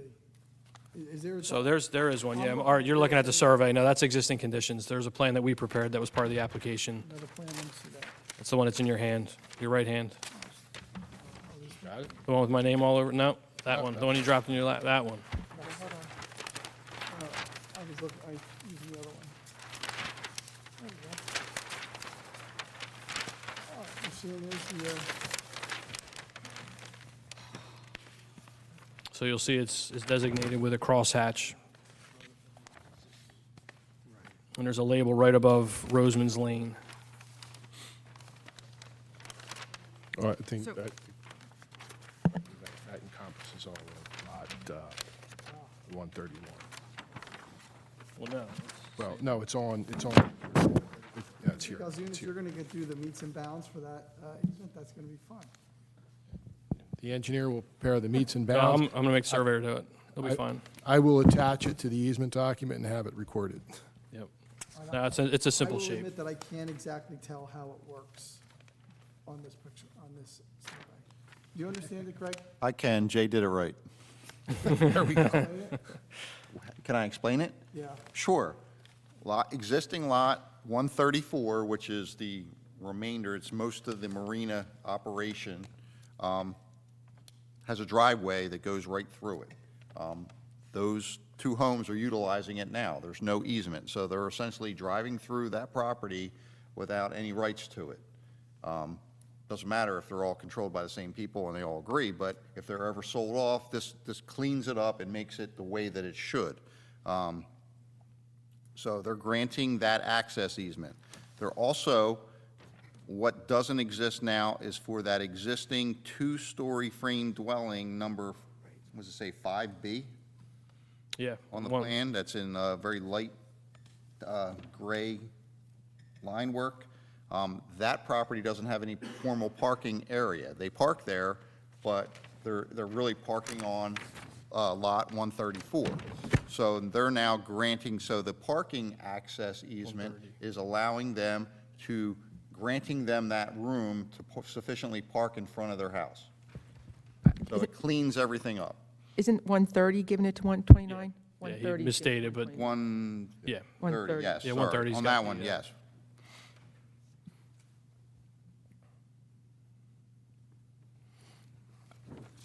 My other question is, and this is just for clarification, being that it's shells, is that still considered 100%?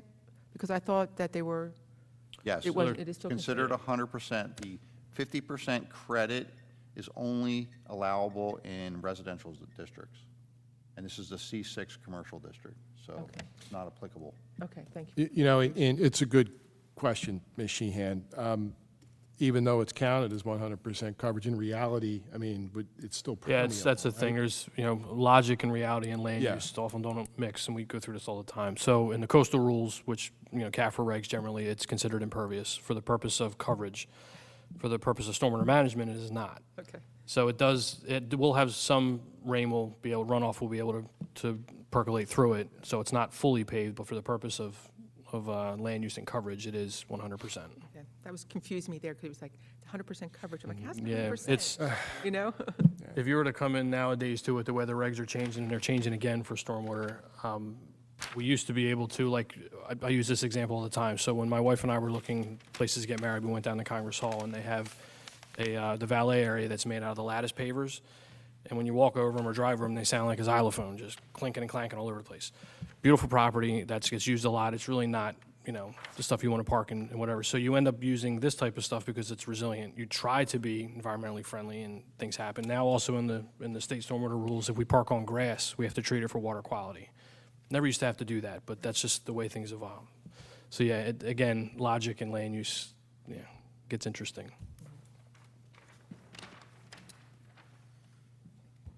Other questions? I just want to say a comment that with that easement, I think that's a very positive factor. I think even for I see that the fire chief signed off on it. And back in that area, it's very congested. So it's nice to see that there's actually going to be a road access to it. Yeah, thank you. Yeah, we thought it was a good idea too. Right Craig, you ready for your review? Certainly, I'd like to summarize my review memorandum dated February 2nd, 2023. This is a project located at number 5 Roseman's Lane, Block 1061, lots 130 and 131, which are going to be consolidated as part of this application. It's located in the C6 Marina District. You heard testimony from the applicants indicating they're proposing a addition both to the west and above the existing structure. It will have a total of 3 bedrooms and 1,764 square feet of floor area. And you've heard Mr. Shulo go through the variances, so I'm not going to do that yet. With regards to the completeness review, they've requested waivers, checklist waivers from items number 26, 27, 28, 30, 31, and 33. We supported all of those waiver requests due to the nature of the application. We feel this is a complete application, has all the information we needed to provide. Item number 32 was not provided, and that is the requirement for them to provide those easement documents. Don't necessarily need them now. They're shown on the plan. We understand what they're doing, but as a condition of approval, that should be required. So item number 32 should be a condition of approval, and then we did recommend deeming the application complete. Okay, let's review the variances that are required. So as part of this application, you're dealing with an existing non-conforming lot. So the lot size is non-conforming. If both lots comprise a total of 5,444 square feet, where 6,250 square feet is the requirement in the district. The lot frontage, this site does not, these 2 parcels do not have any frontage on a lot. So when we approve those types of variances, you typically, the standard is, can emergency access be provided? In this case, they're giving an easement. That clamshell parking has been driven on for, I don't know how many years, but historically been able to support heavy equipment, larger, boat trailers, et cetera. So it's demonstrated that adequate access is provided. So that's a good thing. The rear yard setback is the physical variance that they're requesting based on the nature of where their addition is being proposed. 9 foot is the setback that's proposed to that portion of the structure on the west side. 25 feet is the requirement in the district. The existing structure has a setback of 2 feet. So they're improving the situation with the addition. The existing nonconformity is actually greater than what they're proposing. And then finally, lot coverage. They're not improving the lot coverage. The maximum permitted is 45%. Existing is 100%. Proposed is 100%. So I believe that's a summary of the variances that are required. It should be noted that they are eliminating a nonconforming situation with regards to the habitable ground floor area requirement. There is a minimum standard that says that you can't have real tiny structures in Cape May. In this case, the minimum is 840 square feet, exists at 618 square feet. They're proposing 846 square feet. So they're creating a conforming situation where one doesn't exist. So that's another benefit of this application. Okay, I'll move on to my general review comments. These are standard conditions of approval. They're required to conform with Chapter 258 Flood Damage Protection Code for the new construction. This is in a flood area. Item 2, we've just asked them to clean up the zoning table with a few comments. 3 is our stormwater review, so this is not considered major development. There's no stormwater requirements that are required. However, we always affix a standard condition that after they build these things, we evaluate this and they create a stormwater situation, then they're going to be required to come up with a grading and drainage plan that's acceptable to the board engineer. Item 4, I've asked them to show on the plan the proposed parking spaces within the parking easement in favor of lots 129, 130, and 131. 5 is the condition that requires them to provide the easement documents for review and approval. 6, we supported a waiver from them providing any vegetation on the plan. It's frequently inundated with floodwaters, and it's not really suitable for landscaping.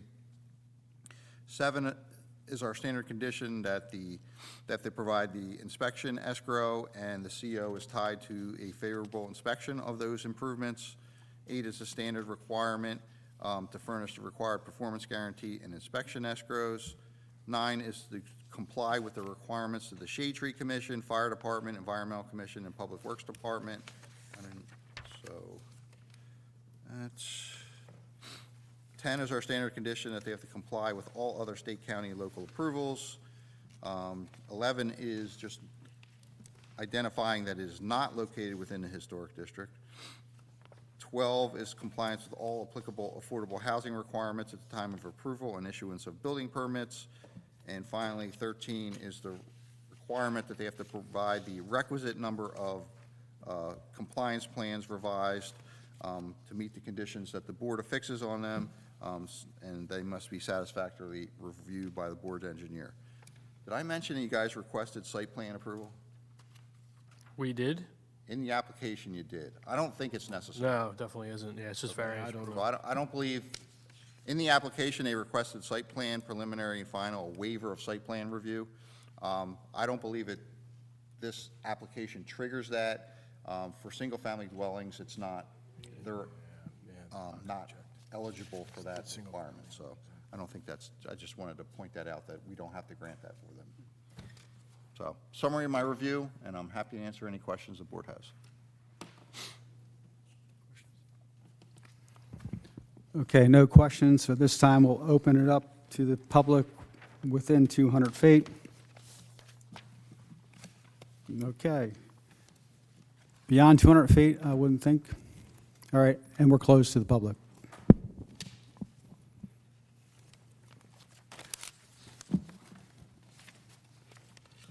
Unless there's board discussion, the motion I'd recommend being made is a motion to grant the variances 1 through 4 as outlined on the board engineer's plan on page 3 of 5, subject to the, including the waivers outlined by the board engineer, numbers 26, 27, 28, 30, 31, and 33, with the conditions number 32 and 1 through 13 on page 4 and 5 of the engineer's report. That's the motion I recommend be made, but it's up to you how you vote. Okay. That's the motion. Would you make the motion? Yeah. I'll second. Motion by Mr. Zexer, seconded by Ms. Sheehan. Ms. Hessel? Yes. Ms. Sheehan? Yes? Mr. Zexer? Yes. Mr. Cataldo? Yes. Mr. Venuto? Yes. Thank you.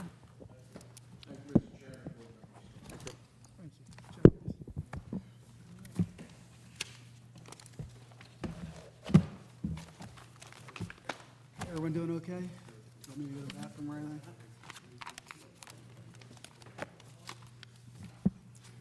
All right, our third application is Stephen Steger, 905 Page Street.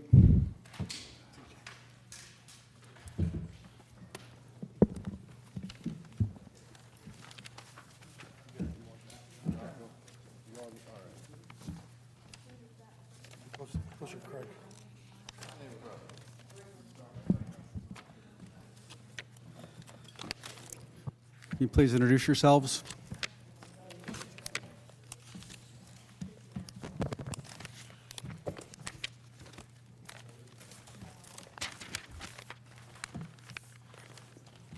Okay. Good evening, Mr. Chairman, board members. Ron Gelzunas appearing on behalf of Stephen Steger. The property is 905 Page Street.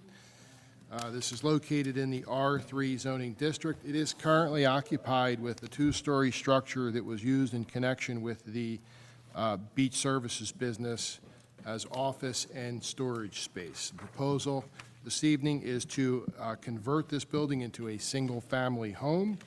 A residence consisting of 3 bedrooms and 2 bathrooms, which is a permitted use in the zone. Our witnesses this evening are Stephen Steger Sr. and Jr. to my right, and Mr. John Halbruner to my left, our engineer and architect who will be providing our expert testimony this evening. If we could have these gentlemen sworn in, Mr. Chairman. Okay, anyone who might testify, please raise your right hand. Do each of you swear to tell the truth, the whole truth, and nothing but the truth, so help you God? I do. Yes. Our board engineer remains under oath. Go, Mr. President. Okay, thank you. Mr. Halbruner, just briefly, your credentials Sure. for the record. I'm licensed in New Jersey as both an engineer and an architect. I've been practicing in both fields for nearly 30 years. I've got a bachelor's in architectural engineering from Drexel University. I've been practicing in this locale for that entire time. I've been before this board, I won't say numerous times, but certainly on multiple occasions. I've provided engineering, architecture, and planning testimony before virtually every single land use board in Cape May, Atlantic County at some point during that career. And you've been accepted as an expert before on those occasions. I have, yes. Mr. Chairman, would you recognize the gentleman as an expert? Certainly. Thank you. Okay, John, why don't you take us through the existing conditions on the site and what the proposal is this evening? Sure. As you've mentioned in your opening remarks, we have an existing two-story building. It's actually an historic one built sometime in the 1800s. This building was substantially renovated. Keep that quiet, so I can hear. Can you hear me okay? All the noise is Oh. quiet, so I can hear you, yes. Okay. The building was originally constructed in the late 1800s.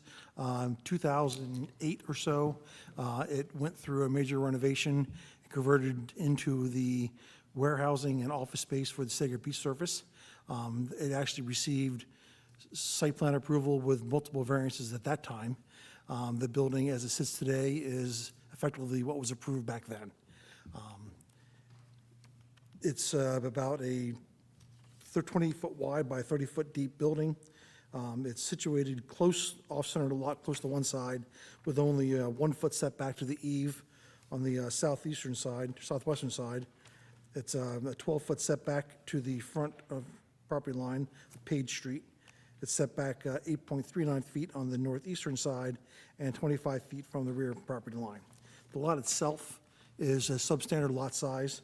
The total lot area is only 2,800 square feet. In this zone, the R3 zone, the minimum lot area required is 6,250. So it's a substantially undersized lot.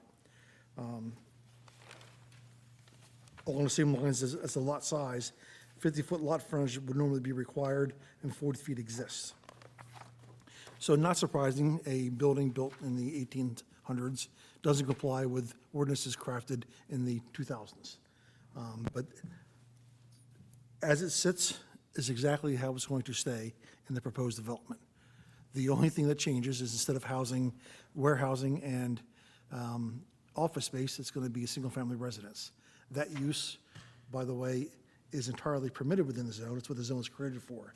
The present use of warehousing and office space is clearly not what the zone was intended. It's legally existing by virtue of the use variance it got back in 2008 or so, but we're simply restoring the existing building and the existing footprint to a conforming use. The only improvements that are going to be recognizable from the outside is we're going to be taking all the beach storage materials, whether they're storage bins or the stands that are visible in the backyard, removing them, replacing the hard-packed clamshell in the backyard with grass. Other than that, you'll know no difference from the outside. However, again, the use will be far more compatible. So, John, 2006, this property was before the board for a change of use to commercial. Correct. And variances were granted for what you've just enumerated: lot size, front yard setback, lot width, lot frontage, and side yard setback. Correct. Those variances were granted in connection with the commercial use that was proposed at that time. Correct. Which was storage and office space. Correct. And those variances and those setbacks were determined to be appropriate or adequate in connection with that proposed commercial use. Correct. Now, can I assume that a residential use is going to be less impactful and less detrimental to the area than the commercial use? Yeah, and I think rather than saying less detrimental, it'll be more compatible. More compatible? Yes. I don't think the use that was there was particularly detrimental, but the residential use by far is far more compatible. So if the setbacks were sufficient for the commercial use that was there, they're even more so if they're going to relate to now a residential use? Absolutely. And Floor area ratio is an important factor, and this proposal complies with that, correct? It does, 0.4% is, or is not, excuse me, not 0.4%, 0.4 or 40% is the maximum permitted. The existing building, which remains unchanged, is at 39%. So despite having a significantly undersized lot, the floor area ratio is and remains conforming. Similarly, well, there's not a building coverage limitation, but lot coverage, while it was approved at something in the order of 60%, where 45% is permitted, it's constructed now at 72% for reasons I'll explain, nothing nefarious there. But we're reducing that to an almost conforming 48%. Now, how come we were approved at 65%? I told you we're existing at 72. It has to do with a change in how clamshell was treated as lot coverage. Rewind a minute to the last application. In 2006, it was considered to be 50% coverage. Today, it's considered to be 100% coverage, so then it was 65%. Today, it's 70%. When we're done, clamshell goes away, and we're going to be at 48%. So, and there's really nothing else that could be taken up around the property. The side and rear is going to be grass, and we just have an area to park a car. You have So- minimal paving in front of the building for parking, and the rest is going to be lawn. So you've really reduced it truly to the minimum amount possible? Absolutely. Even though it's still a little bit over? It's a little bit over, but it is less than what was originally approved in 2006. And furthermore, at the suggestion of your engineer, or your planner, or both, I guess in this case, Greg. Both, there we go, planner and engineer. The lot is graded naturally, so it slopes away from Page Street towards the back. We're going to capture all the rooftop runoff and recharge it in a new recharge system to help minimize any potential effects of runoff. We're already enhancing it by changing that clamshell coverage to the lawn. We're further enhancing it by taking all the rooftop runoff and recharging it. So in land use parlance, the detriment of having the slight overage in the coverage, which is still approved at, I think you said 65%, is greatly outweighed by the reduction, the replacement of grass, the discharge system. Absolutely. Substantially outweighs that detriment. Absolutely. We're taking something that's already over, we're making it better in multiple ways. And even though the commercial use is lawfully in existence, it still, it advances the municipal land use law and the municipal zoning ordinances by removing it and putting it back to residential because it actually isn't a residential neighborhood. Absolutely. Despite the fact that the board saw fit to grant relief from that use and grant the commercial space, that doesn't mean that the commercial space is compatible. It simply meant that it was, at that time, the best choice. Right, Well, what's an even better choice now is let's make it a residence. right. Okay, anyone have any questions? I just have one. I have a question. I see on the schedule here, it has a swimming pool. You putting in a swimming pool? No, Okay. no, where? It says swimming pool, yes. I think that was the older plan. Okay. That was a variation that was rejected. Okay, just so I, There is no swimming pool proposed. We be clear about that. Would you, Yeah. would you allow one? Is it too late to sketch it in? issue advisory opinion. No. So how many parking spaces and how are the cars fitting in front of the house? There's 2 parking spaces, one in the garage and one in front of the house. Okay. And where's the garage? Garage is if you're facing the front of the house on the left-hand side.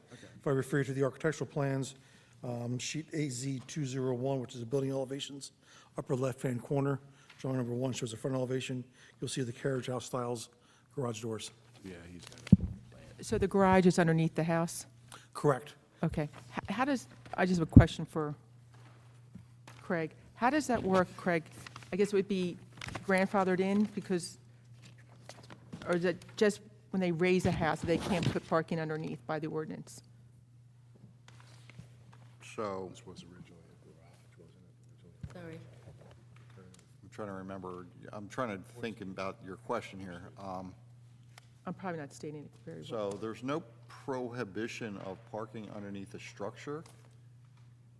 This is existing, it's already, when, in 2006, I was the board engineer when this was approved.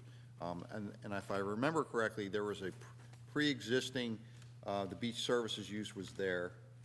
And in 2006, you got site plan approval to store, site plan approval to store the stuff in the back. There was parking underneath, in that garage already. You rehabbed the building, did a really nice job on it. There was the building was very dilapidated back then, and they did a wonderful job on restoring it in accordance with HPC approval. You can't raise a house. Can't to put it in raise a the garage. house to You have a accommodate garage there, new you can parking. use it. Okay, that's what I was That's what asking. you're asking. Yeah. But this isn't a house raise, and it's was not, a hor- was a it's not even in a flood hazard area, if I'm not mistaken. So it's existing parking. I don't think there's any issue with allowing that parking area. I guess why I was asking if there's any issues with it, because we're changing it to residential. So therefore, we are changing the use. That's why I was asking. No, I don't think there's any Okay. issue with that. It's already existing. It's a part of the conversion. Other questions? Mr. Hurlis, you good? You guys are done your testimony? Yes. Okay. All right, I'd like to summarize my memorandum. Excuse me, I just got the hiccups. February 15th, 2023. This is a project located at 905 Page Street. It's in the R3 Medium Density Residential District. They're changing the use from a commercial to single-family dwelling. They're requesting variances to allow that to happen. A total of 3 bedrooms and 1,023 square feet of habitable floor area is proposed. With regards to the checklist items that are necessary for this application, they've requested waivers from item number 26, 27, 31, and 33. And due to the nature of this application and the existing improvements that are there, we supported those waivers and recommended deeming the application complete. A summary of the variances. So, as highlighted by the applicant, they are eliminating an existing nonconforming use. It's grandfathered in, but this new single-family dwelling is a permitted use in the R3 district. So that's something good, a positive from the zoning aspect. This is an existing undersized lot, and it remains an existing undersized lot. There's no change in that. The lot size in the zone requirement is 6,250 square feet, where 2,800 square feet exists and is proposed. The lot width and lot frontage requirements are 50 feet, where 40 foot exists. The building setback from Page Street, 20 feet is the requirement, 12 foot exists, 12 foot is proposed. The side yard setback requirement is 8 feet, where .94 feet is proposed on one side, and that's what is existing, and the lot coverage is actually being bettered in this situation. 45% is the maximum permitted based on the single-family use. 60% is what exists now. 48.1% is proposed. So that's a summary of the variances. The general review comments on page 4 of 5. These all should be standard conditions of approval. I lied to you, this isn't in the flood area zone. It's in the AE9 zone, so they have to comply with the Flood Damage Protection Code as a condition of approval. Item 2, we are satisfied the applicant has provided a grading and drainage plan. Mr. Halbruner just kind of highlighted what that is comprised of, but it essentially grabs the runoff from the roof surfaces and reduces the runoff, and we did find that plan acceptable. The remainder are standard conditions of approval. That's them providing the inspection escrow fee and tying the certificate of occupancy to a satisfactory inspection. Item 4 is compliance with the Shade Tree Commission, Fire Department, Environmental Commission, and Public Works Department, and we did get those reports. Fire Department recommended approval dated 2/15/23. Public Works Department recommended approval dated 2/16/23. Shade Tree Commission recommended approval, conditional approval, February 24th, 2023, and they allow you to trim the trees at the property line can be trimmed but not removed, so that's the condition. So that's all the reports that I have.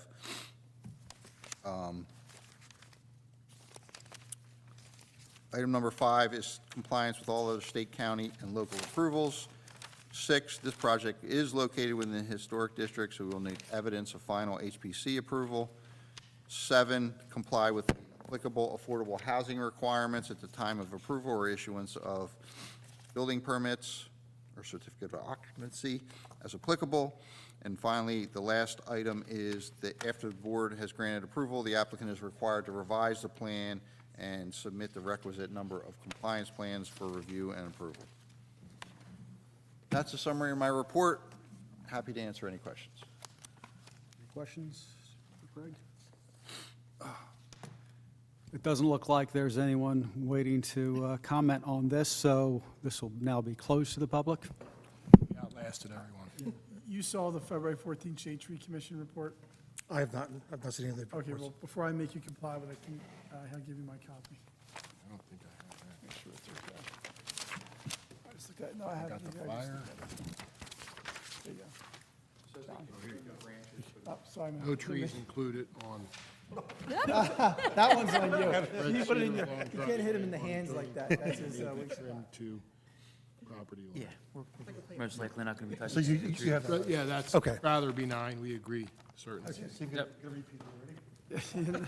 I'm good.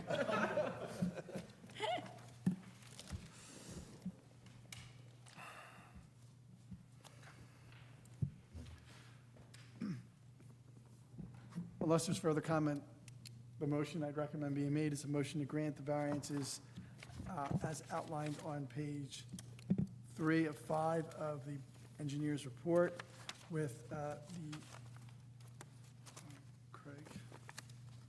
with the waivers outlined 26, 27, 31, 33, and conditions 1 through 8 with the shade tree letter 21423 complied with.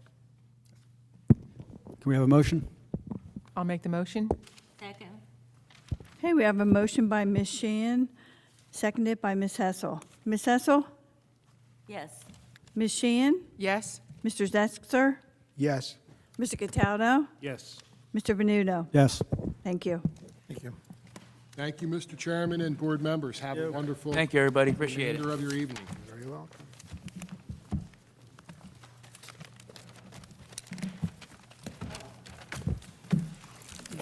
Do we have a motion to adjourn?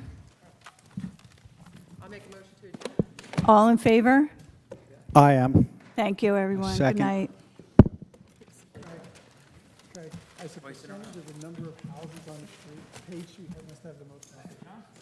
And we probably got between 5 and 8 applications on Page Street, and there's probably only 30 houses on the street.